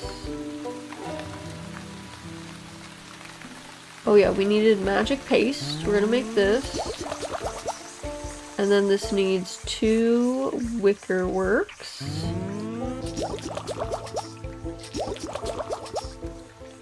Alright, we're making the Protective Talisman. Cool.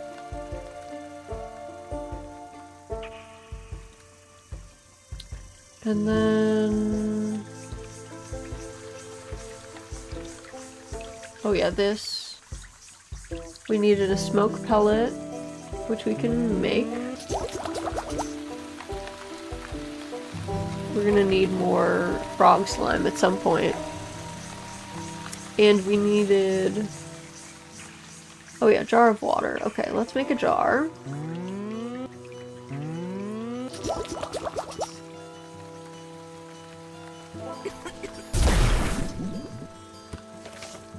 And then let's just make this. Craft Sulphurous Potion. The Royal Incense. Good. Good, good, good. Alright. Snail. Nice. Oh yeah, how do we make, can we make those meat sticks? How do we make those? Toxic thistle. Okay, we gotta keep on the lookout for thistles.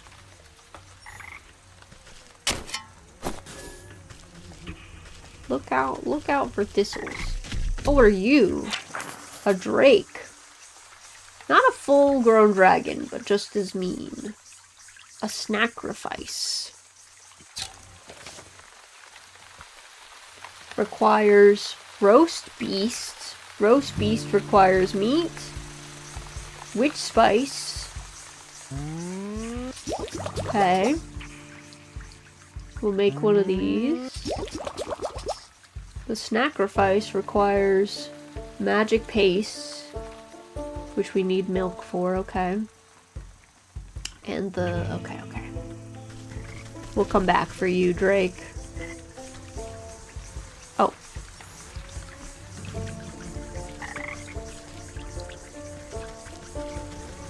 Hello? Rising body. Plant growth throughout has lifted the body almost to standing. Still dead, though.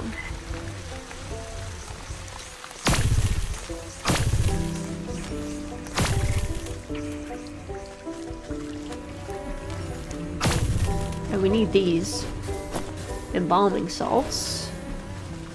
Don't mind me. Thank you for your sacrifice, crew. Oh! Totem. Eerie. Somehow manages to make the swamp even less inviting. Who would have thought? Oh, there. Oh, what are you? Stick totem. Someone built this effigy to pay respect to the moon. The moon, in turn, has given it life. Okay. What do I need for a thistle? Shears? You're kind of in my way, sir. Oh. The thick moss growing on this massive fallen trunk seems to recoil at your touch, revealing strange etchings on the bark below. Slowly, a spark of swirling energy seeps forth from the waterlogged wood until an ethereal doorway opens before you. Nice. I need that thistle though, sir. Oh, a feather. Casual-like.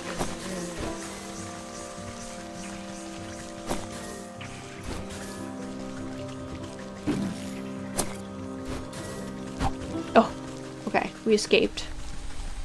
Stay mad, sir. You can't get me. What are you? Troll. Or the toad. Can I talk to him? A fat troll sits squarely in the middle of the bridge, busy scratching an itch on his back with a fallen tree. His unmatched girth blocks the path forward. Out of the way, you big galoot.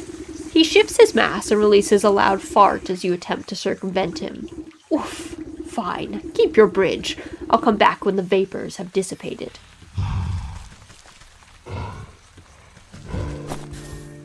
Okay.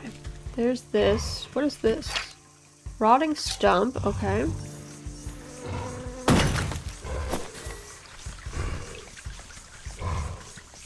What else we got? Oh, there's one. Hold on. Whoop. Another thistle. Oh, there's another one. Come here. You sad little dude.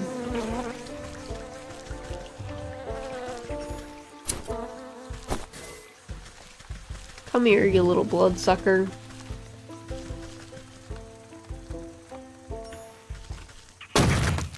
Oh! Poisonous newt. Oh, I need a bait stick.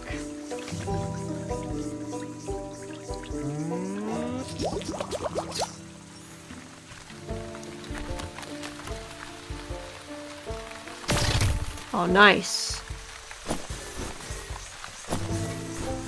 Nice. We're cooking.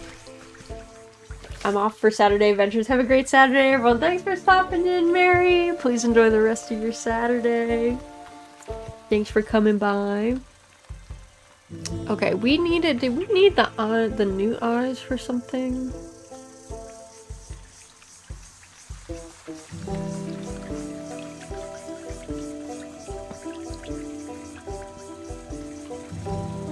Oh yeah. Skeeter snoot.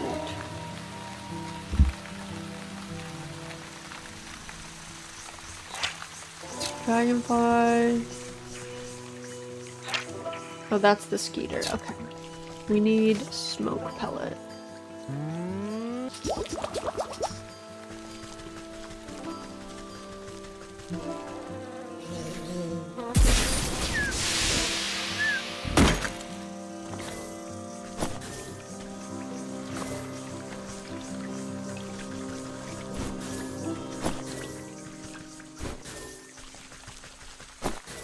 Okay, we needed, how many of those do we need to make? We're gonna need a lot of these, I think. And we're gonna need more frogs.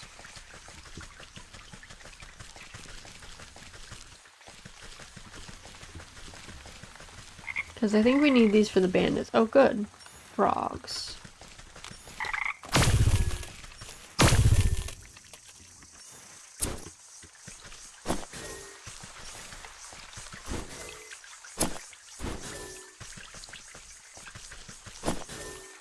Alright.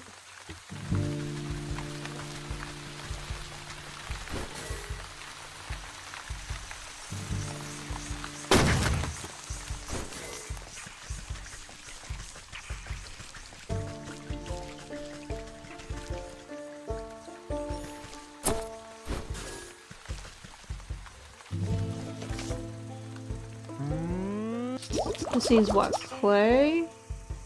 Does need clay, okay.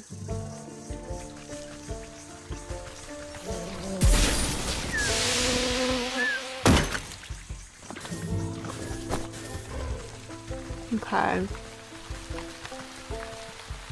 Because what did I also need? Did I need that for anything else?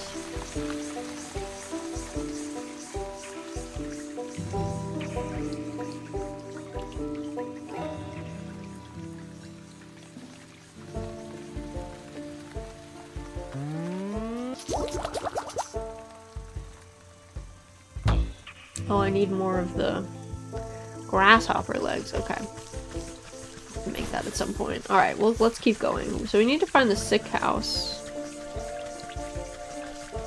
To the sick house. Alright. Seems fun. Welcome in, random. Hope you're doing well. It's pretty fun so far. Hold on now, the sick house is full to the brim and festering with disease. Don't you know there's a deadly plague glowing around? A plague, you say? This is the first I've heard of it. Oh, it's terrible. It affects the young and old, so the healthy and infirm alike. We're so swamped with patients, I can barely catch my breath. So what are you doing out here? Shouldn't you be inside, tending to the ill? You've just got so many bodies piling up. Someone has to bury them before they spread the sickness further. She drops her voice to a whisper, looking ashamed. It's gotten so crowded, I've even had to dump some in the swamp. That seems unethical. But don't worry, the leech is inside working her miracles on the other patients. They couldn't be in better hands. The leech? That's the doctor of this place? The best in the land. I don't dare think about how much worse it would be without her skills. I need to speak to her. I'm checking up on someone who came through here. Sorry, I cannot in good conscience allow a person of your, years to enter such an infectious place without proper inoculation. But with all the patients, we're low on medicine, and I'm afraid I don't have any to spare. Bah! What's a simple booster shot made from anyway? There's plenty of medicinal ingredients right here in the swamp. I'll go get them myself. Well, it's a pretty basic prescription. If you bring me the components, I'll be able to mix and administer it. Then you can go inside. I'll need 3 milligrams of bug ichor extract, 5 grams of toxic thistle powder, and some lazy grass to numb the pain. Okay, I need more bug ichor. We can give the thistles. You snap off a few spiny thistles and pass them to the nurse. She is careful not to prick herself on the sharp ends. Here's the lazy grass. The nurse takes the dried grass you have been so careful to keep intact and immediately crushes them into powder. Okay. Time to rock up in a plague doctor getup, right? It is time.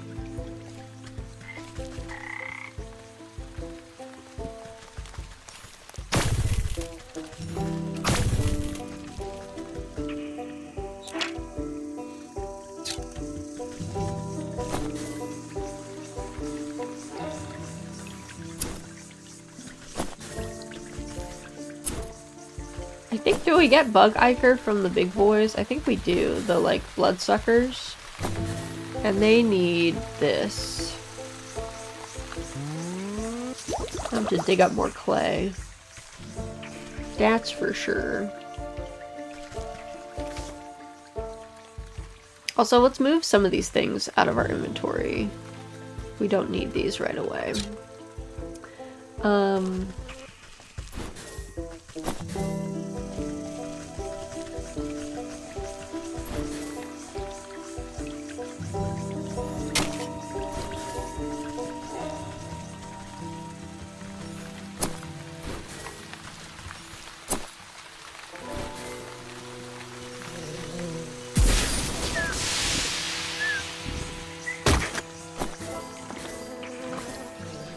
Okay, is that enough bug ichor? I think it is. Back with us. Back to the sick room. Time to get inoculated. Get excited. Get hype. Bug ichor. You place a sloshing jar of ichor in the nurse's hands. She inspects it suspiciously, but doesn't ask where it came from. The nurse nods at you, gathering all the ingredients into a small, hand-sized mortar. You hold your breath as she mashes everything into a slimy, stinky liquid.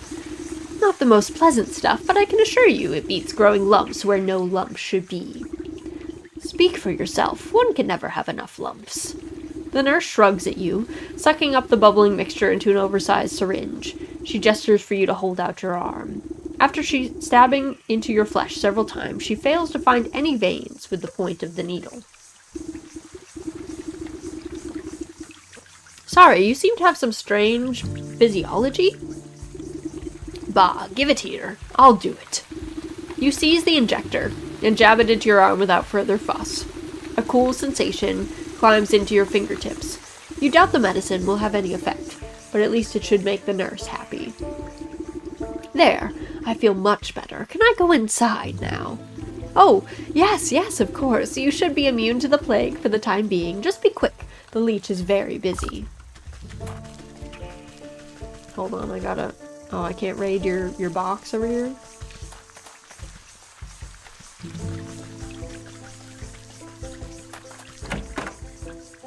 Alright, we're going in.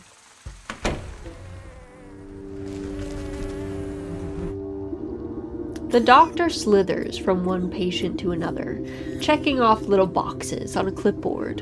From under her wide-brimmed hat, she appears to notice you enter but pays you no mind. You must be the leech. I was hoping you could help me find one of your patients. Do you have the symptoms? Crackling of the bones, oozing eyes, skin rot, perhaps a yellow liver. Let's get you examined. The leech extends her toothy snout, prodding your body and searching for some hidden malignancy. You slap her away with a swift palm. If it's sickness you're looking for, you won't find it on me. My dear, we are all sick with something, whether it's a broken heart or a broken arm. We all suffer in one way or another. You peer through her tightly wrapped garments and see a deep darkness underneath. Despite the warmth in her words, there is a sense of hunger and urgency in her tone. I'm here to heal, to mend, to put all of your troubles at ease. Now tell me, what ails you? I told you already I'm in perfect health. I'm here to find someone, a man who came through here with a sprained ankle. Half the patients who come to me have a twisted this or a broken that, before the pox sets in, that is. Can you be more specific? What does he look like? Oh, I'm not sure. Well then how do you expect me to help you? Come back to me when you know what you're looking for. You look about the sick house at the coughing, wheezing, bedridden souls. Perhaps some of them will be able to identify the missing husband. I miss that man with the beard. Don't know where that short fellow got to, eh? Leave me alone. Is the bearded guy you're looking for? There was a fellow with dark hair, dark eyes.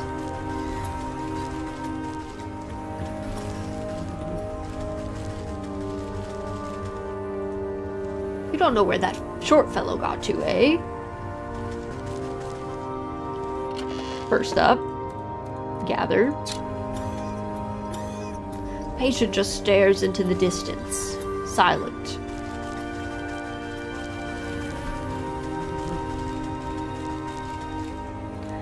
They're sleeping. Looks like they could use the rest. A husband. Yeah, it had a darker complexion than me.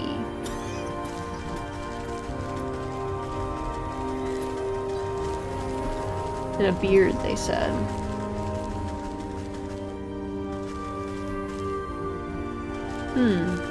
This dude, right?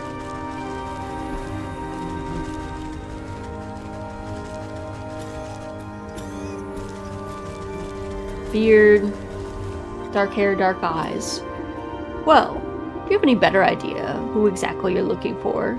Shorter than most. I'm going to need a bit more than that. Dark in features. Narrowing it down, give me something else. Wore a full beard. Ah, yes. I remember that poor man now. He came in with a swollen ankle, but on his journey through the swamp, he must have contracted the plague. His condition declined rapidly, I'm sorry to say. In the end, there wasn't much I could do for him except to make him comfortable. He's dead? What sort of sick house is this anyway? My condolences, really. Now if you'll excuse me, I have to get back to doing what I can for the living. At least tell me where his wife might collect his body. The nurse outside seems to have trouble keeping track of them all. I'm sorry, that information is reserved for next of kin, judging by your physique. I wouldn't say that you were related to the deceased in the slightest. The doctor turns away from you to prepare vials of medicine. Better return to the old woman in the swamp with the bad news.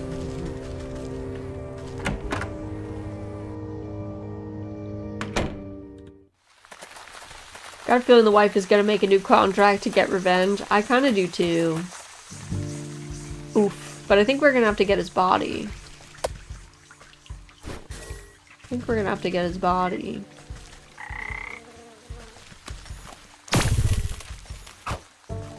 Come back here.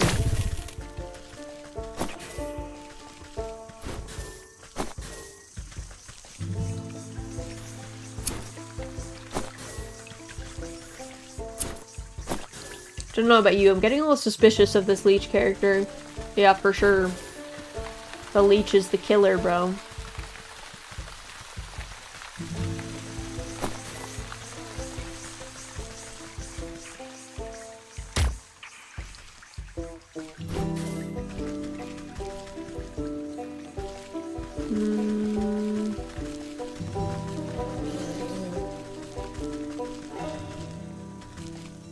Place of power. But to what end? Ornately dressed. But for what? And by whom? An excellent question. The leech, I'm sure.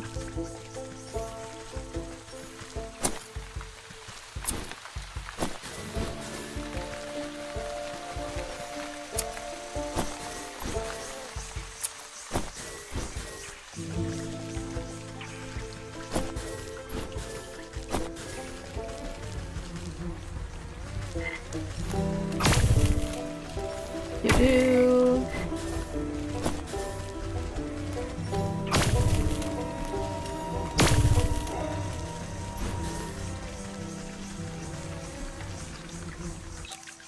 Oh, what's this?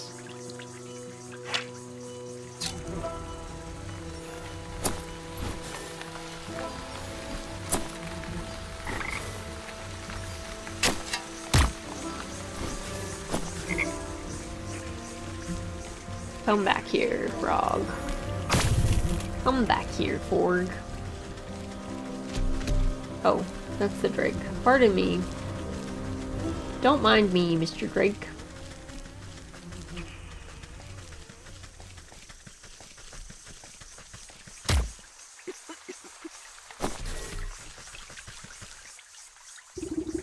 Do you have any news of my husband? He should have been back from the sick house by now. You bow your head in condolence. I'm sorry to say that your husband has passed away. The leech said he fell ill with the plague. Rather than grief, an expression of mild annoyance crosses the woman's face. Oh, what a nuisance. You don't seem that upset by the news. Well, he was getting on in years. It was bound to happen sooner or later. I just didn't think it would be from some measly plague, of all things. So, where is the fool now? I'm not sure. The leech wouldn't tell me, but her assistant mentioned having to dispose of the dead out in the swamp. Ah, brimstone and bandersnatch. I'm already in your debt, sister. But can I ask you for another favor? I suppose I've already stuck my foot in this mess. What is it?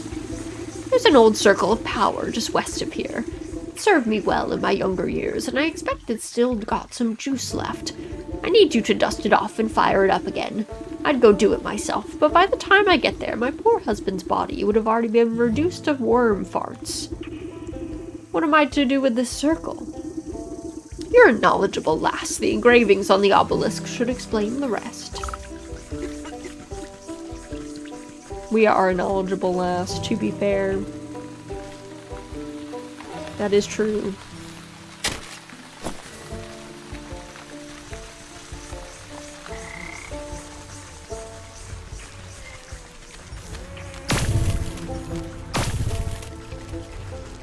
Alright, to the obelisk.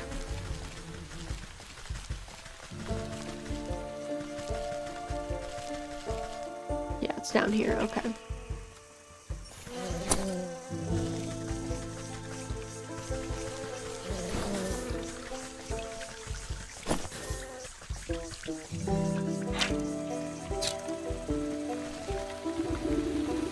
You brush off a blanket of thick moss and lichen from the ancient magical pattern carved into the earth. The essence of power wakes at your touch, bringing slight warmth to your fingertips. 4 black stone obelisks surround the ritual spot. You'll need to scrape off some more overgrown decay to read the runic lettering engraved on their surfaces. Okay. It wants us to make death certificate from the leech, collect a drake fang from the swamp, apothecary humors. We need more bug ichor for that. Necromantic charm. Pumpkin jack bone. Okay.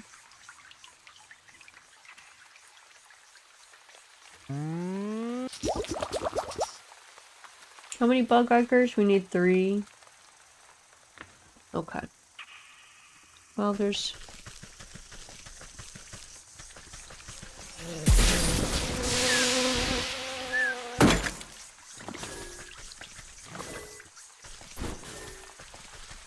Alright, I'll have to get some more clay.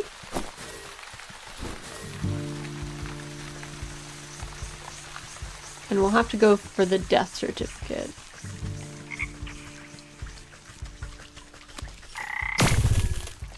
Come back here.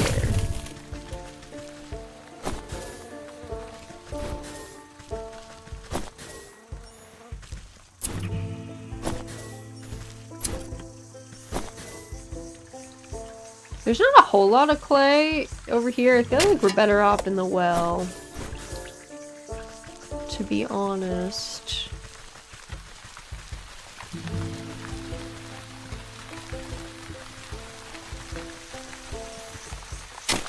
That might be the better clay spot.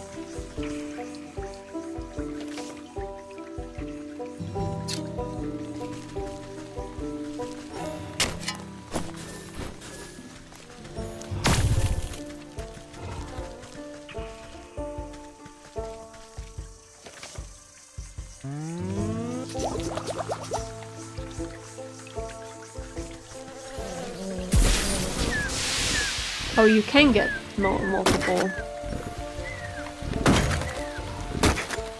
Okay, so that's really the thing. I shouldn't be doing this one per.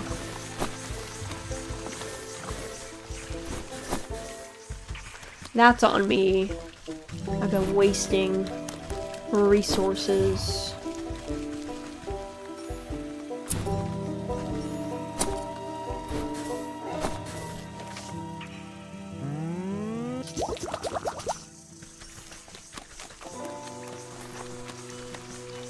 Come here, little newt. Yep. Come along, little Nudius. Alright.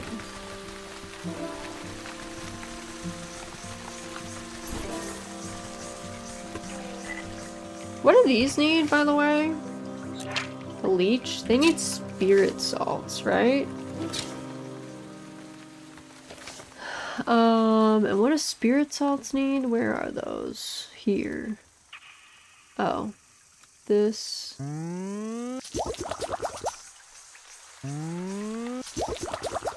Let's see what this does.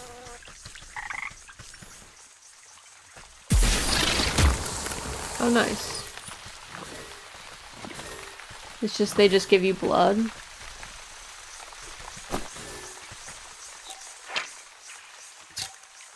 Okay.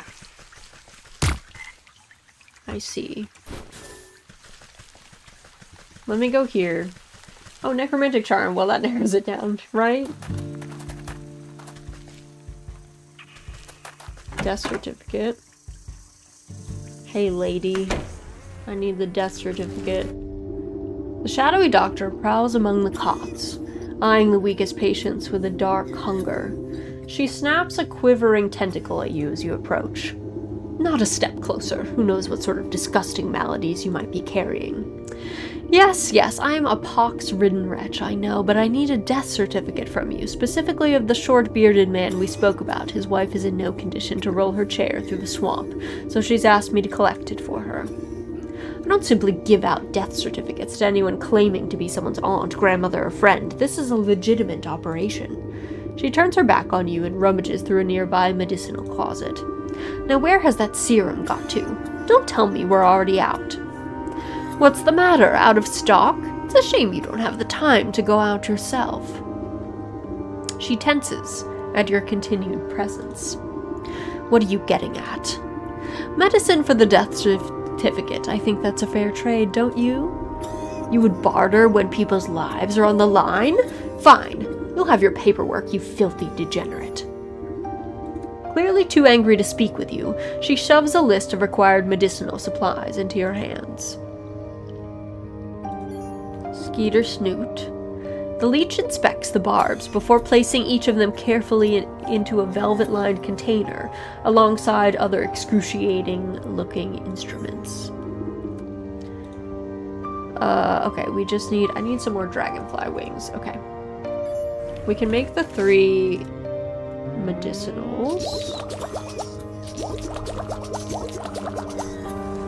And let me go we need one of these for the dragonflies. Irony of coming from a corpse here. Oh.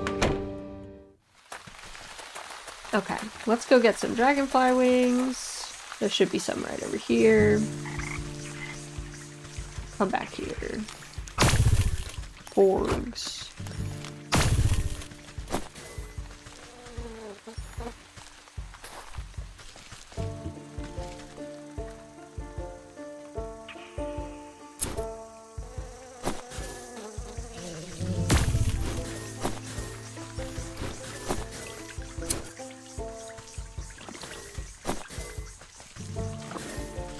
Okay. They have pretty good for bug ichor. Also, let me make another one of these.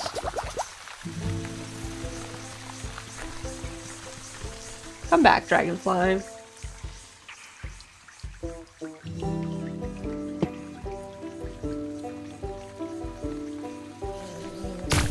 Nice. Perfect.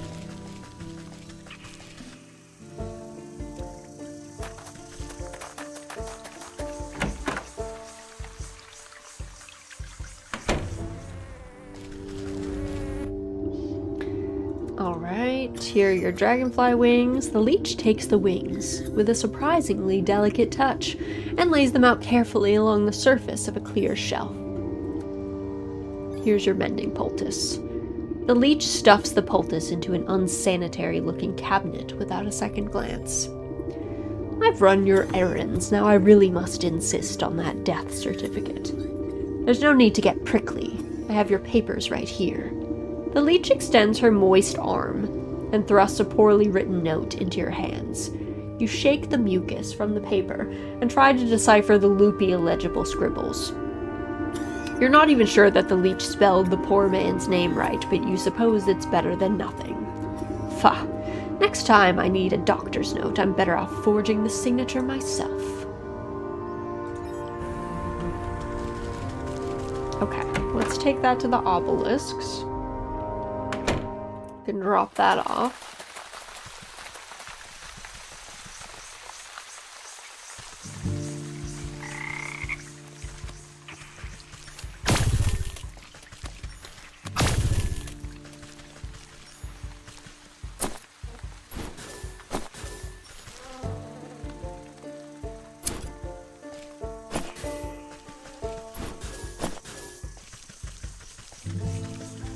Also,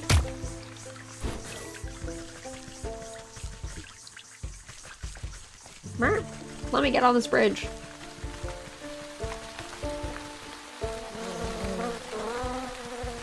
Are there more than one of you around here? Because I don't want to use this if there's just one of you. I'm gonna be honest.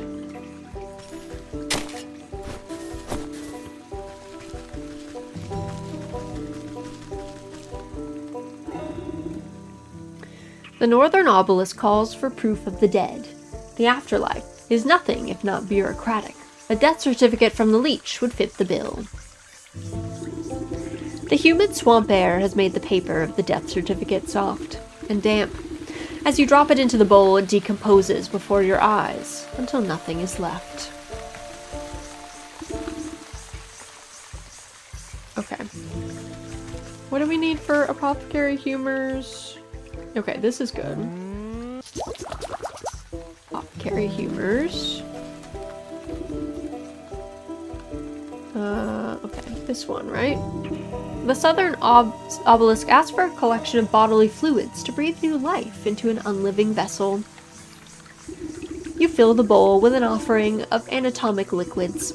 The fluid slowly disappears as if being drained by some unseen thirst, until only the wet residue remains. Okay, that is the necromantic charm. And for that, First of all, for this, we need soporific liquid and the paste. Okay, so we need milk for the paste to make this for the dragon, for the drake. And then this requires pumpkin jack bone, and for the pumpkin jacks, we need snag vine.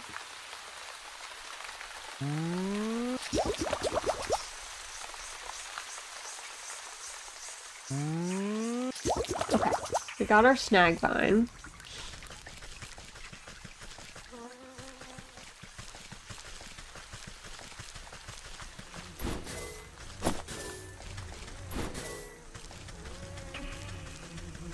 Okay.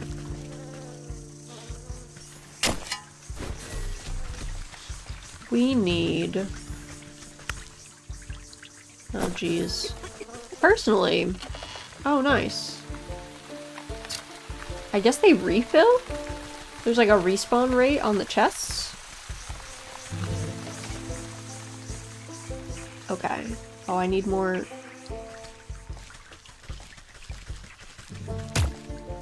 I need more clay. Alright, I'll come back with more clay. For these. First, let's go... Oh yeah. I needed more... Where are the birds hanging out? Oh.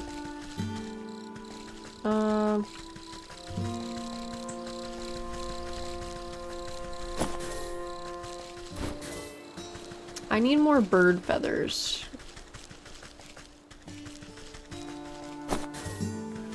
And so I need space with birds. Where the squirrels are not hanging out. No! No, squirrel.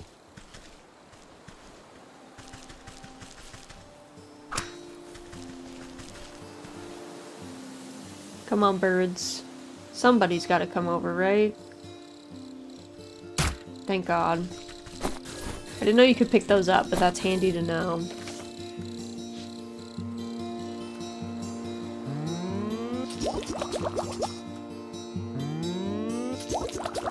Okay, I think I need...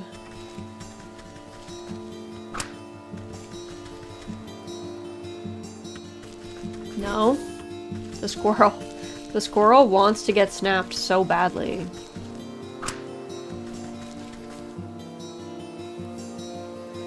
Dude, he's coming. Squirrel, don't. There, okay. What do we need? We needed the feathers for something. I'm also gonna need... Yeah, so I need more clay. Alright, let's go to the well. We're going on a clay run. Clay! Everybody needs clay.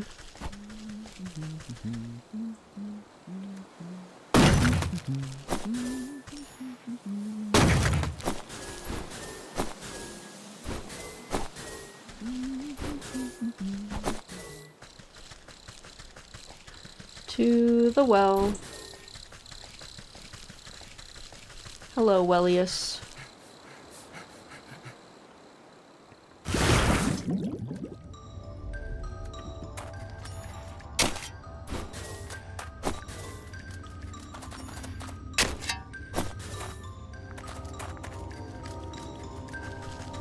Do do do do do do do.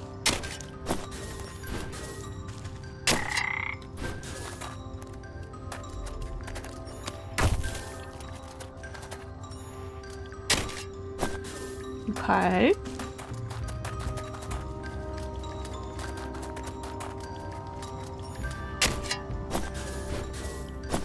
Nice. That's locked. I want to get in there though. Oh, nice.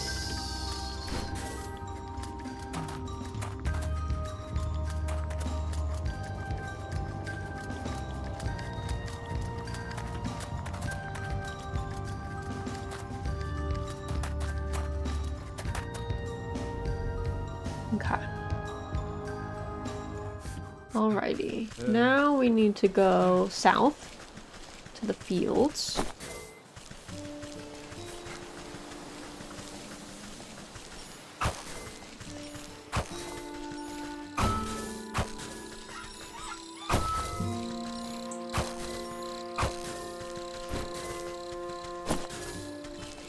Gonna get some petals. I don't know what these are for, but I figure we'll probably need them at some point.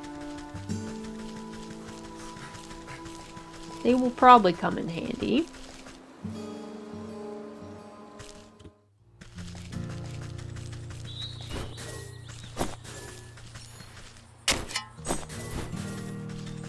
Oh yeah. Let's get some more reeds. The pumpkin jacks are over this way.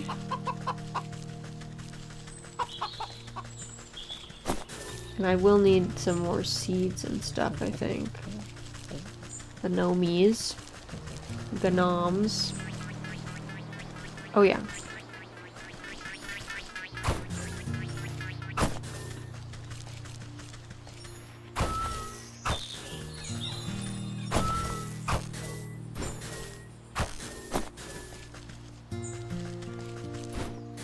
Okay, oh, another one. Where is there a pumpkin jack? Oh, I see one.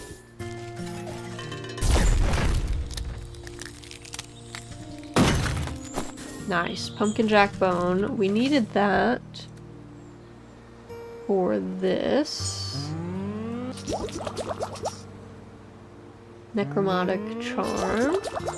Nice. We also needed...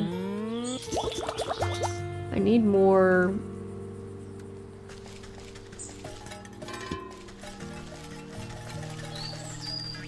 of these boys' legs.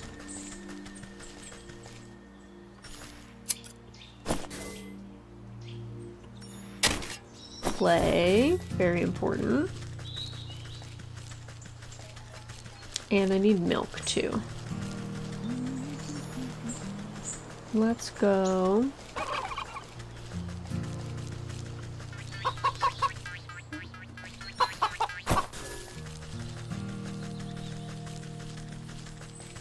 Hello. There we go.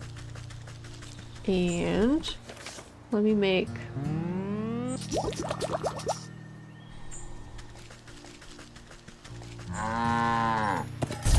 There we go. I needed to make the magic paste.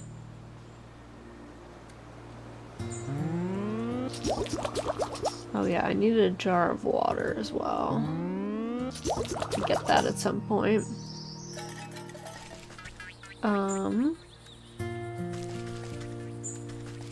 Give me more of these. Come back here.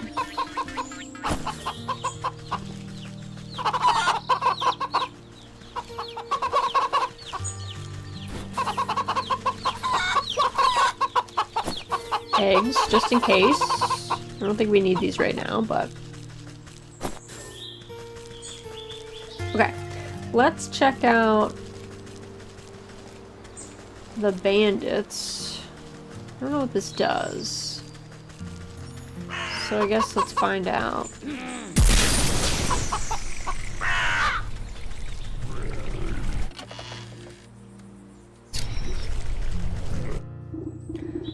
Ah, sly old fox. How do you manage to get your creaky bones past my grunts? My looks must be getting fat around the waist to let you slip by so easily. Never too old to teach some youngins that hands are better left out of people's pockets. Next time I catch one of your thugs rooting for gold, they'll have to count their fingers. Ha ha ha, ain't afraid of nothing, are ya? Well, let me be the first to welcome you to our merry camp, though I suspect you didn't come just to scold us. What do you know about the ox who works the southern fields? He told me his family might have come through this way.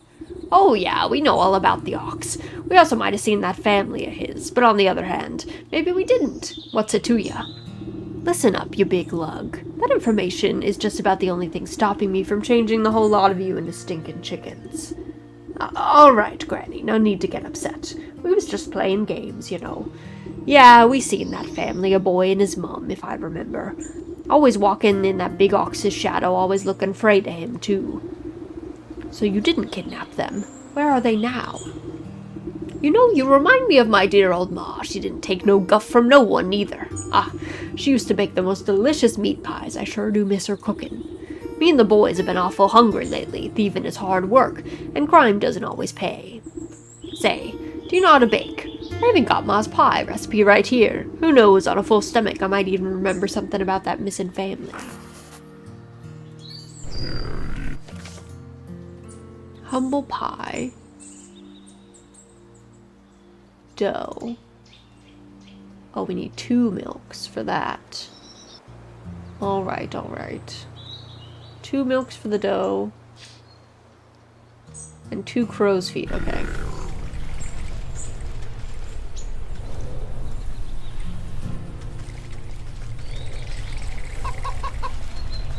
Okay, so I need to make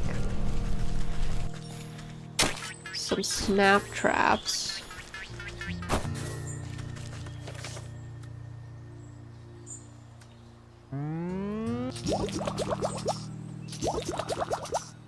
Two snap traps.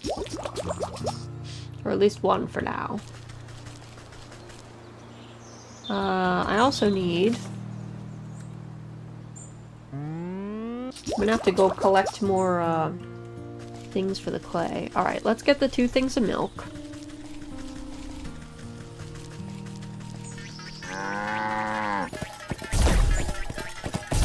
Okay. 2 things of milk. Where are the crows at? Still don't know the weakness of the gnomes yet.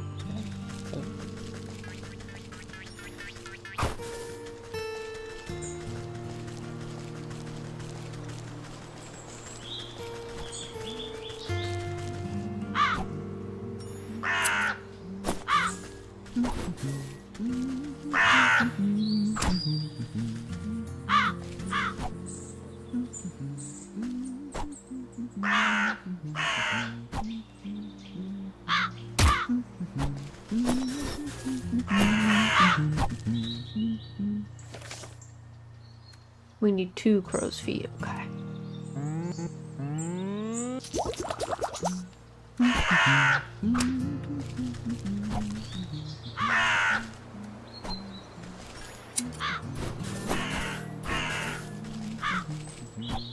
Okay. Alright. Dough.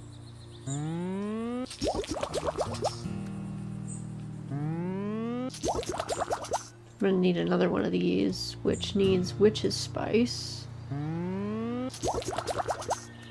And 3 of those. Alright, I'm gonna need to go digging. But let's give this pie to that dude.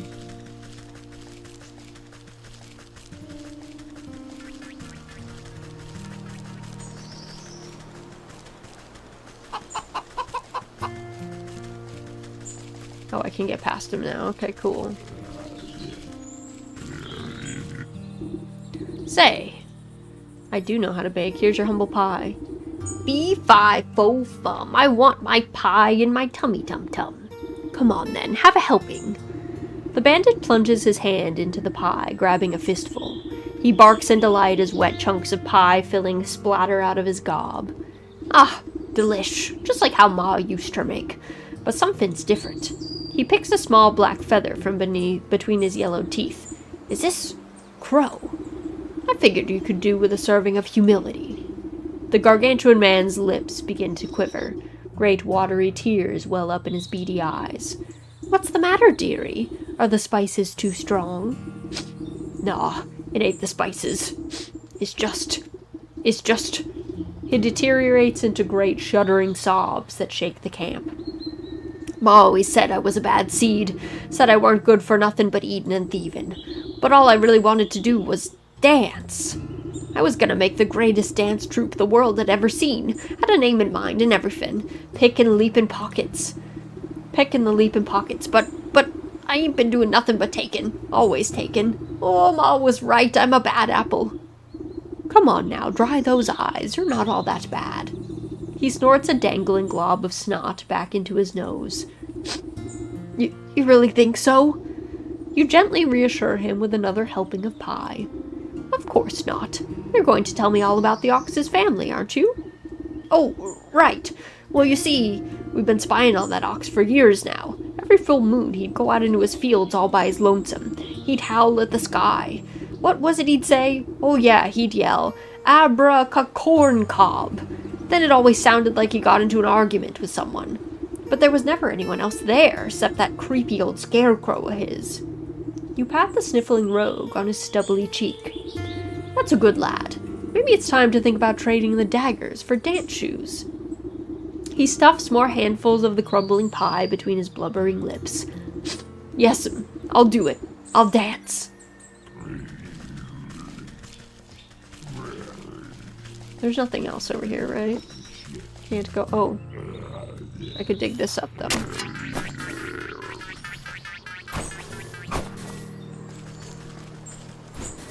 There we go. Oh, yeah. Okay, we needed those for making this. And we need a jar of water for this.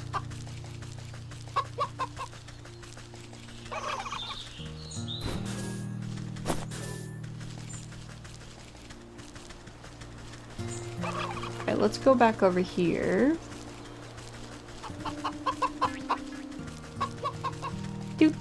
Do.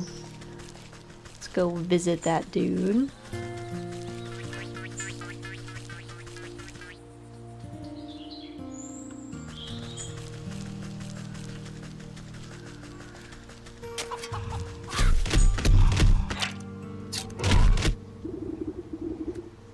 Who are you? What do you want? If that lumpy vegetable farmer sent you, you just go back and tell him to suck eggs. What? Who? Oh, don't play all innocent with me. I know a spy when I see one. Get lost, turnip head.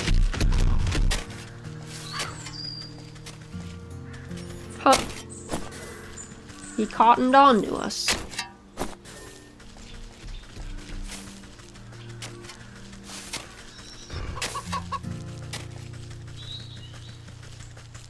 I guess, do I go back to the gourd boy? Maybe I do. The gourd man was over this way.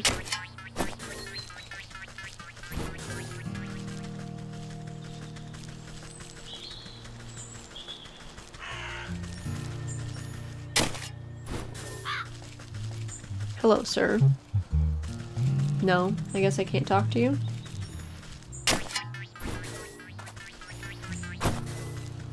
Don't know what we do with soot sprites yet.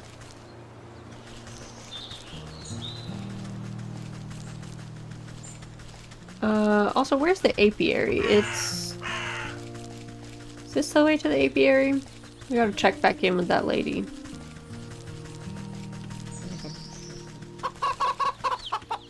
No.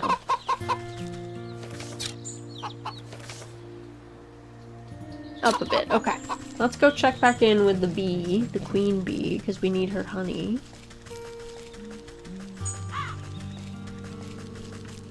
Whoa. Stuck on the fence. As one does get.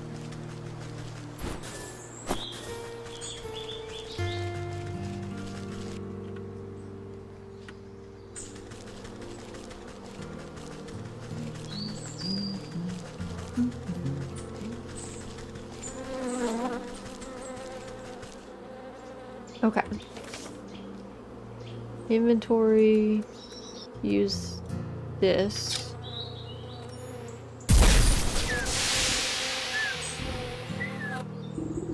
You sneak! Do you honestly believe that your little puff of smoke can... The queen fans herself lightly as the world begins to push and pull all around her. Whew! Does anyone else feel a little hot? Anyways, I was just saying you can't just...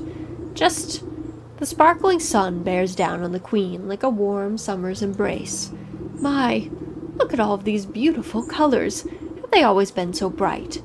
The queen bee stretches her arm across the sea of flowers, brushing the tips of their petals gleefully. She arcs her limbs through the myriad of colors swirling about her head. It's gorgeous! Oh, and what's that delicious smell? Cracking into the waxen walls of her hive, the queen pulls out a golden honeycomb. She proceeds to messily stuff the honey into her face. Delectable! Oh, it's so good! You simply have to try some, my dear! I've never tasted anything so delicious in my life! She offers up a sicky handful to you. Why, thank you, my queen.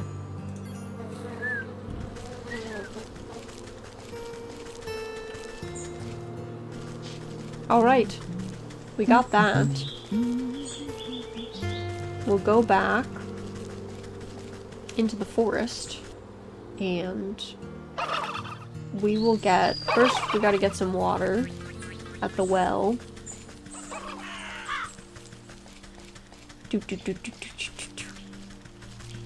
Because we finally got the honey.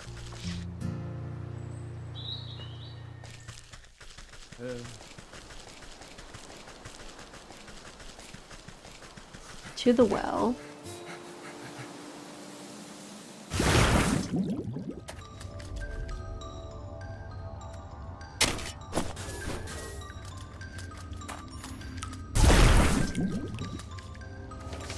Okay.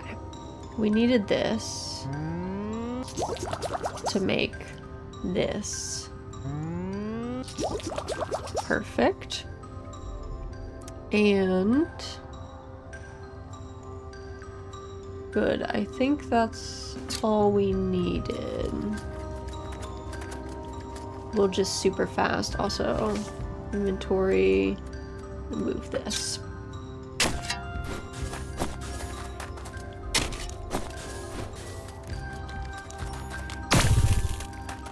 Happy Saturday. Welcome in, Dizzy. Hope you're doing well. Hope things are good by you. Alright. Out of the well we go. Now let's go back over.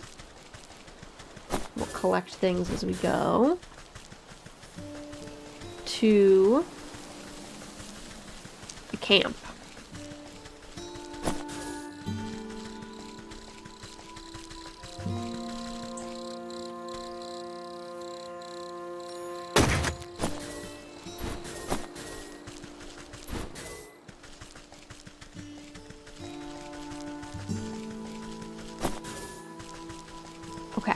Lakeshore path. Because we got the honey.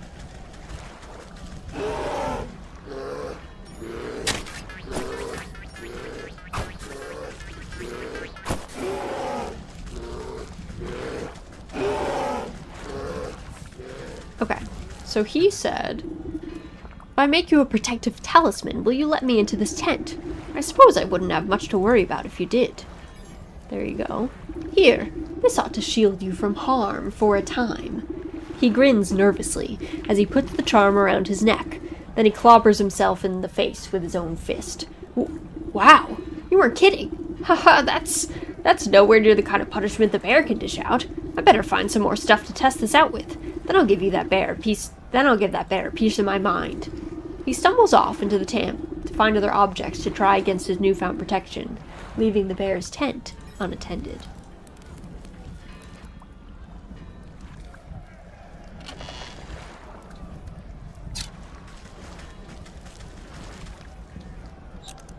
Anything else? Okay. I think that's everything.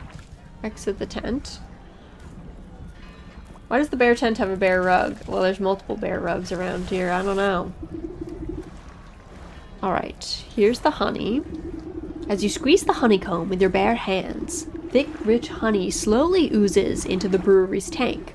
Too sweet for your tastes, but then this potion is not for you. Metamorphosis elixir. You ladle out a good portion of the writhing, tar-like substance into the brewery. To be safe, you add a little bit more, just for texture. You pause before dropping the tattered plaything into the brewery. A glint in its button eye reminds you of something, but the thought soon evaporates from your mind. You overturn your palm, and the stuffed bear splashes down into the concoction. It floats sadly for a moment before becoming waterlogged and disappearing under the surface. With the addition of the final ingredient, the brewing equipment is sealed and set to work. Steam hisses from rivets, and its swollen metal belly clanks and rattles. Before long, the waggling fingers of the gauges and dials settle down, indicating that the brew is complete. You give a quick sniff test and recoil at the sickeningly sweet vapors.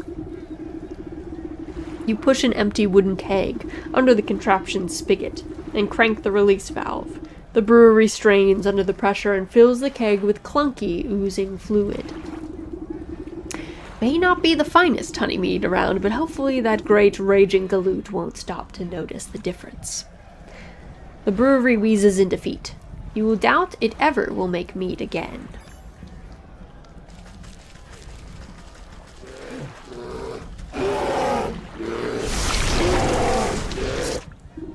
Ah, Captain! I brought you more honey mead.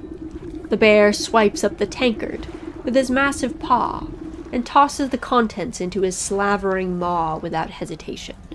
He licks his chops, savoring the peculiar flavor. With a sudden jerk, he bears down on you with suspicion. Say, this tastes kind of funny. What did you do, soldier? It's a new recipe. I thought you might enjoy something with a little more sting in it. Rah, you know I hate new things. I'll teach you to mess with my favorite brew, you hayseed. The bear is upon you with frightening speed.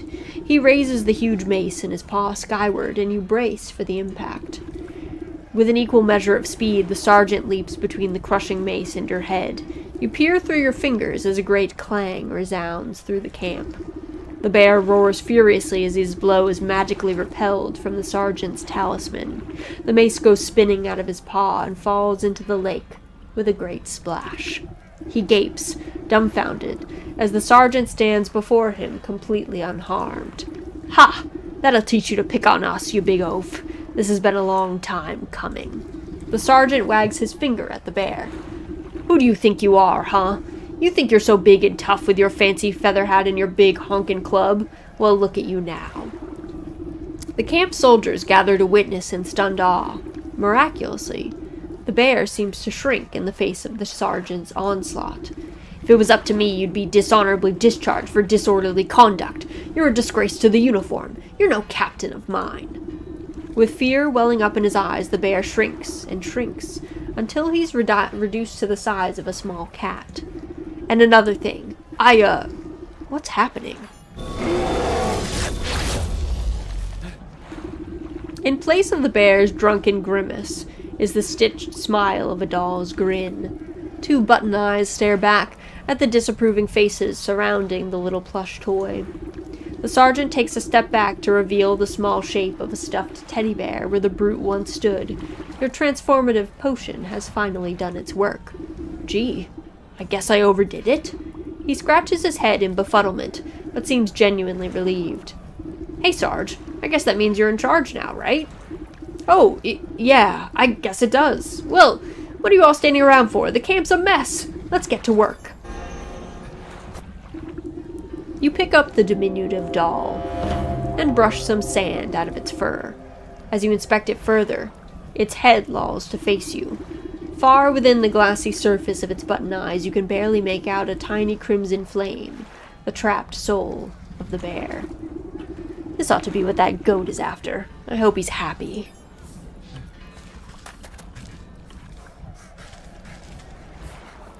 The bear complete.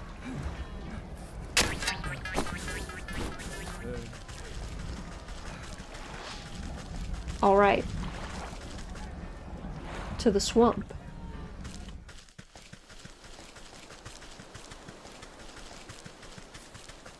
But it's a long way, so we'll use our quick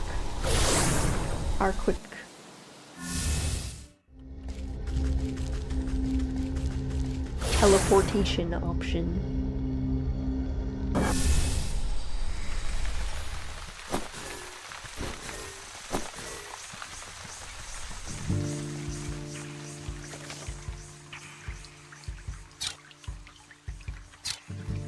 Just down here. Okay.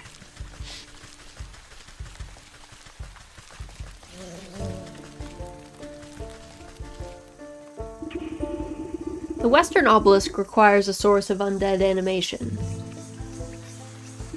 You place the token of undeath into the basin. It flutters like a candle for a moment before the shadowy umbra of the obelisk snuffs it out.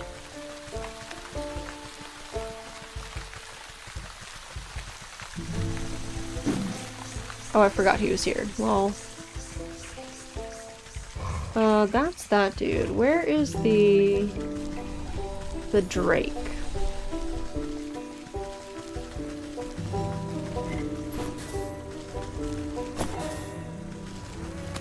He's over here, right?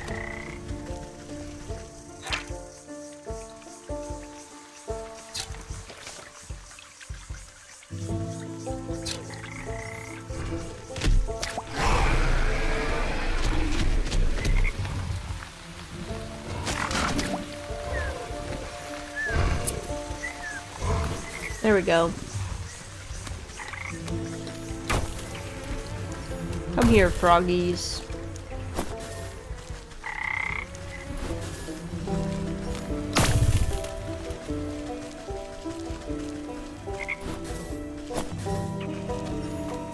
There we go.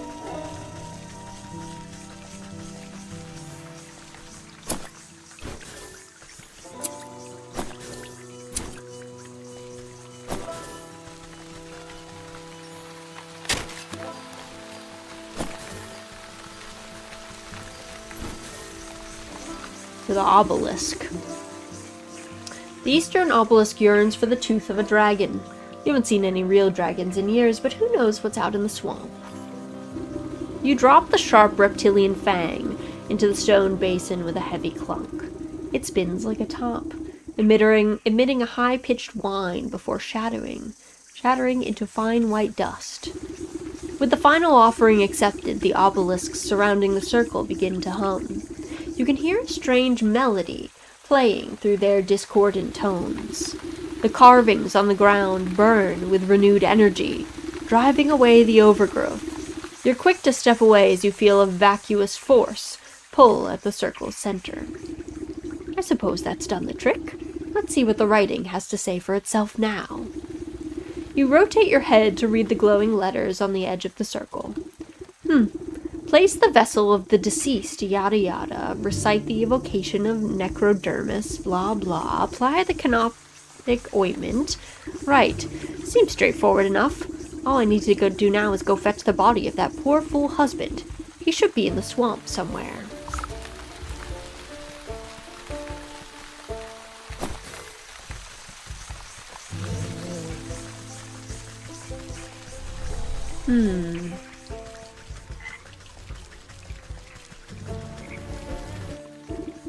Ugh. This must be where that nurse has been dumping the surplus of corpses. I'll need to take a closer look at each one to find the right fellow.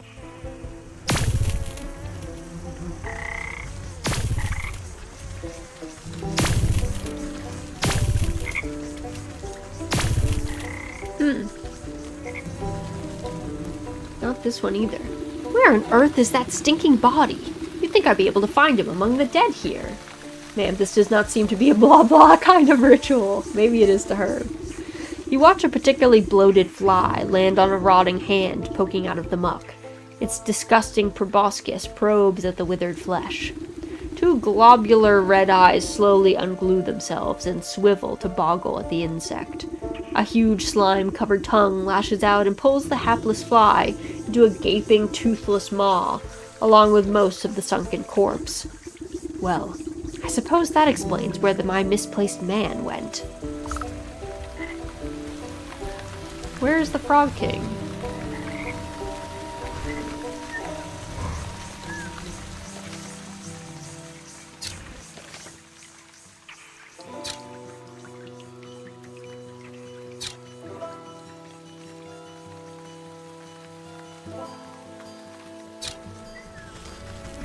Oh, there he is. I was like, where the heck? Grog, can it be? Has a lovely young morsel wandered its way into my palace? You call this filthy bog a palace? He throws his head back, shaking the swamp with burbling laughter. Smaller frogs and newts scurry out of the way to avoid being crushed by his enormous bulk. Har, har, har, wouldn't you? This place is a veritable bounty of insects, and my subjects have such healthy appetites, so they all grow big and strong. I'd eat you too, but that head of yours looks much too hard. I prefer my food, to be nice and tender. Look, you wouldn't perchance have seen an old man pass through here, have you? About yay high, full beard, deadish? The frog taps his fingers against a log, grinning an impossibly large grin. Oh, yes, I do believe I've seen the chap. He had such a delectable aroma, and fall-off-the-bone ribs. But I'm sorry to say that once something goes down the hatch, it never sees the light of day again. We'll see about that. I'm sure I can come up with some just desserts for you. The frog rolls his eyes around and around as if daring you to try something. Digestive tablets, you say? Oh yeah, goblin snot. Alright, let's go kill some goblins. But first, we need a doll.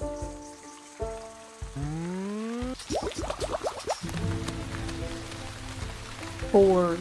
Indeed. We're forging it up here. Don't worry, ma'am. I'll get your husband back soon. Worry not. We're making our way.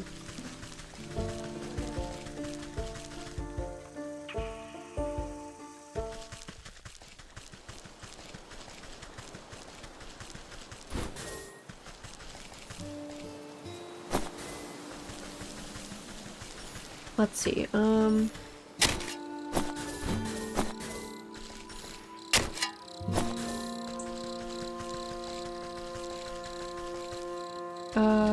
yeah. Goblins are up this way.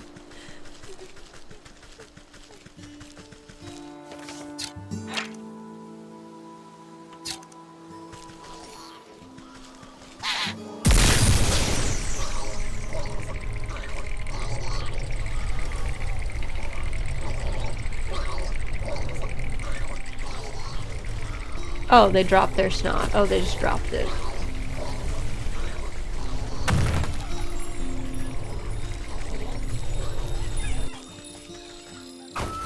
Thanks, ma'am. Okay, cool. We got it. So, digestive tablets. Back to the frog.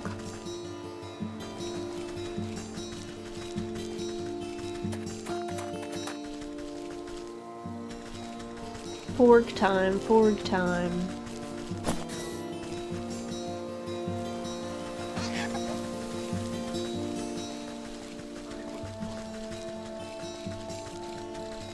Time to beat the literal snot out of a goblin, right? I thought we were gonna, like, kill it, and then I was not prepared for it to just kind of be like, oh, whatever.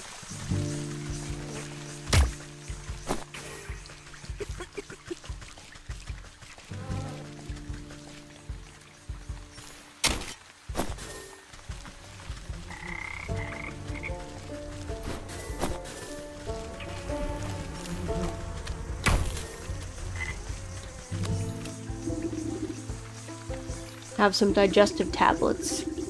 You wrap a juicy-looking grub around the medicinal tablets and offer it up to the Frog King. Your Majesty, I really must find the whereabouts of that gentleman. Perhaps this small tribute will persuade you to loosen your tongue. The frog gulps down the tantalizing meal without a thought. Ah, a delectable gift. Thank you, my pretty. Now I already told you where. His nostrils flare for a moment. Then he sneezes, sending specks of wet mucus flying. The frog's throat suddenly expands, filling with gas. The belch that erupts from its lips resonates so loudly that the entire swamp ceases its buzzing. You avert your eyes, but the noise and smell of the frog's explosive eruption almost knock you off your feet. Great Glinda's ghost, what a stench! The frog wobbles on its legs, looking thoroughly emptied. He teeters before rolling his huge body back into the swamp with a thunderous splash. You spot the slippery body of the husband floating in the bog water. Luckily, he seems to be missing some bits and pieces, so he should fold up quite nicely. With some snapping and squeezing, you manage to get him to a transportable size. Stuff him in our satchel. Nice.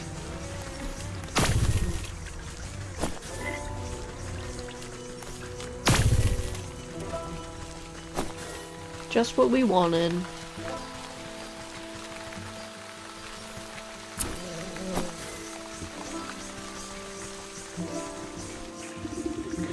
The circle of power is ready and waiting for its necromantic purpose. Place the husband's body in the center. With considerable effort, you unfold the husband's decaying body from your satchel and slap it down into the middle of the circle. Invisible shackles wrap around the corpse's limbs and pull its spread eagle against the ground. Strange mist rises from the obelisks, casting everything in a sickening green light. Slowly but surely, the corpse begins to levitate off the ground. It rotates to face each obelisk one by one. I came at a weird time, clearly. Welcome in, Cosley. Oh, get on with it. I haven't got all day. You give the rotting head a good kick as it passes by you.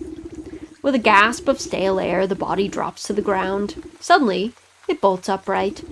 Gah. Well, hello there. Blog. Yuck. You caused me a lot of trouble, you know that. The reanimated corpse claws at his throat. Oh, sorry. Wait a moment. Near your feet, you see a disembodied tongue flopping about on the ground like a worm. You scoop it up and quickly toss it into the man's gaping mouth. Lock. Though he moves his jaw, his lurching voice seems to emanate from someplace beyond. Murderer. What? I am not. You were quite dead when I found you. No, leech murdered me. He clutches at his hollow chest, as if trying to feel his heart beating. Gave me plague. Drained my blood. Leech murdered others. He swings a limp arm toward the body-filled bog. I knew there was some awful stink about that sick house. What sort of doctor infects her own patients? Check her office. Find proof. Don't you worry. I'll make sure that parasite gets what's coming to her. But you should head back home. Your wife is worried half to death about you. He turns and looks longingly over his shoulder. You can hear his vertebrae popping. Yes, I late. As he shambles into the choking mist, he gives you a crooked nod of thanks. Alright, to the office. Clearly not the first time the witch has done this. No, she's used to it by now, I think.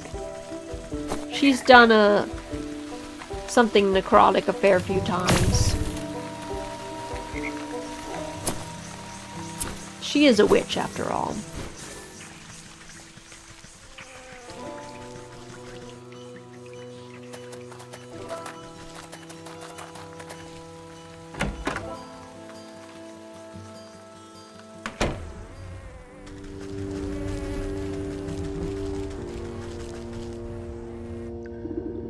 While the leech is busy with her patients, you rifle through the contents of the various cabinets in her office, mostly dried herbs and potions.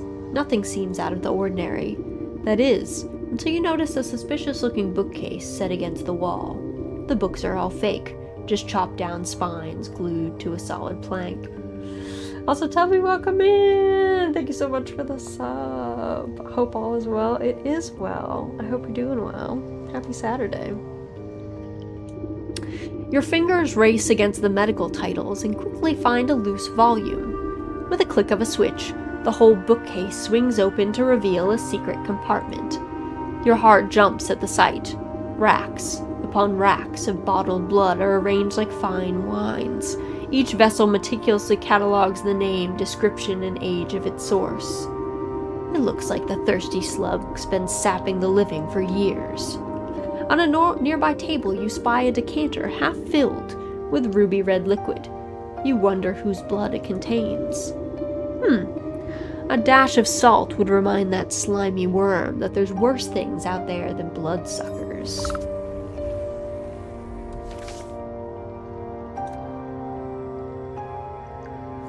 Salt the leech's wine. Alright, let's make...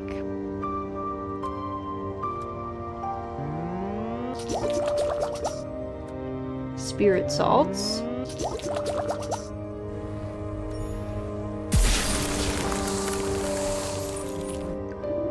You sprinkle a generous amount of embalming salts collected from the graves of the leech's victims into the decanter.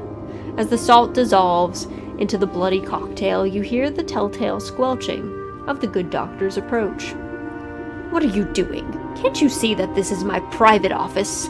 I already helped you enough. There's no reason you ought to be here. She hastily shuffles you out of the room. Now get out. This place is only for the sick.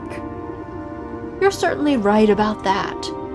You walk just out of sight before doubling back to hide behind a withered get-well bouquet. You peer at the vexed leech as she slithers around her office, checking every cabinet and locker for tampering. She mutters something expletive about nosy old women. Satisfied, she sighs with relief and reaches to pour herself a glass from the tainted decanter.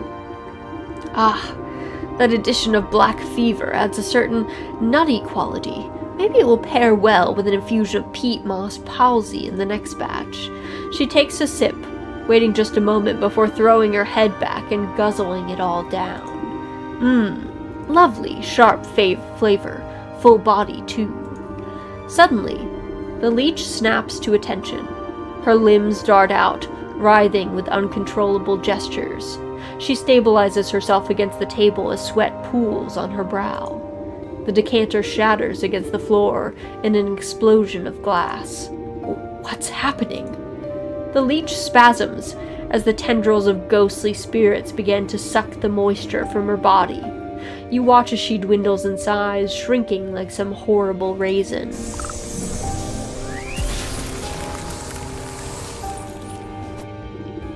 You inspect the mummified worm, pressing it between your fingers lightly. Drained by the very spirit she was supposed to be healing. In your fingertips, you make out the faintest of heartbeats, the soul of the leech.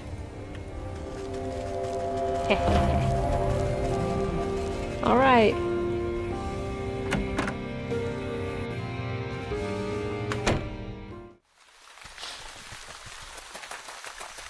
Nice.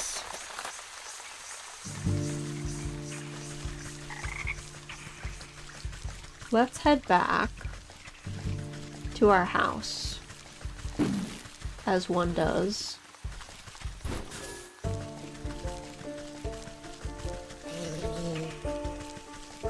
Do not attack me, little bloodsucker. Please. Thank you, sister. He's good as new. He sure is. He's all set.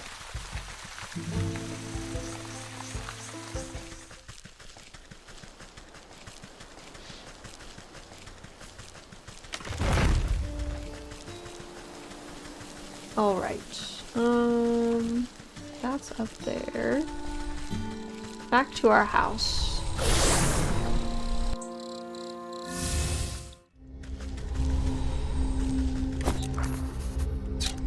Oh. Hearthseed. New recipe? Hearthseed. A reviving solution, revivifying solution to some, absolute peril to others. Useful against... no. When thrown sharply against the ground, the seed will spirit you back to cozy comforts. Oh, nice. Get out of jail free card.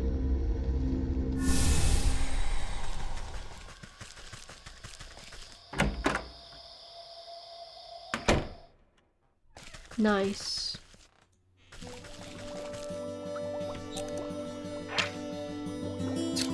Okay. Let me see if I can quickly drop off. Can I drop off these dudes that I have?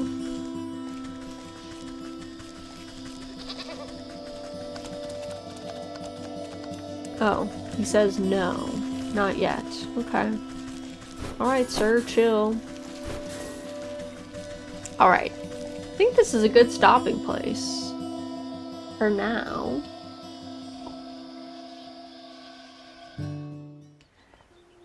thanks for joining me today as we played some Wytchwood. I hope you guys enjoyed it. Also, thank you for the hydrate redeem. Let's head over here. I hope you guys are having fun with it. Thanks for streaming. Game looks fun. Of course. Thanks for hanging out. Everyone make sure you get a sip of something. Doesn't matter what it is. Something is better than nothing. Those are some fine woods, aren't they?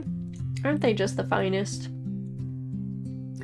Alright, so we're going to be back tomorrow in the morning. We're going to be on Irium, doing some more reading for our Redwall book club. We are in book 2 of Martin the Warrior. We left off on a couple of cliffhangers.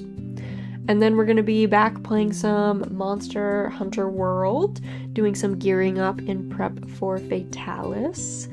And then at 2 p.m. tomorrow, we're going to be back on Irium / in the Discord, doing our watch-along of Tales from the Green Valley with Micey. So that's on the docket for the rest of the week.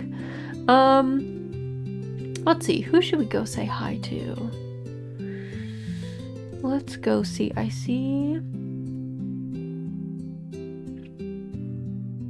Junie is drawing. We could go say hi to Junie. She's been going for like a long time though, so I don't know how much longer she might go. But let's think about going and say hi to Junie. She's really lovely. First raid message is for subscribers. Second raid message for everybody else. Let's all make sure we do a great big stretch before we go. Make sure you are an uncooked shrimp if you must be a shrimp. Make sure you get a sip of something. Doesn't matter what it is. Something is better than nothing. If you are like me and you gotta get something to eat, I hope it's super tasty. If you need to get some sleep, I hope you get lots of good rest and only have good dreams. Let's make sure that our jaws are nice and unfurrowed. No, jaws are unclenched and brows are unfurrowed. But thank you guys so much for joining me today. I super appreciate it. I hope you guys had as much fun as I did with Wytchwood. Let me go ahead and get this raid started up. We're gonna go party with Junie. She's doing some art right now. It looks really good, honestly. So let me get that raid started. But as always, you guys, I hope you all have an excellent rest of your morning, your afternoon, or your evening, and hopefully I get to see you guys again very, very soon.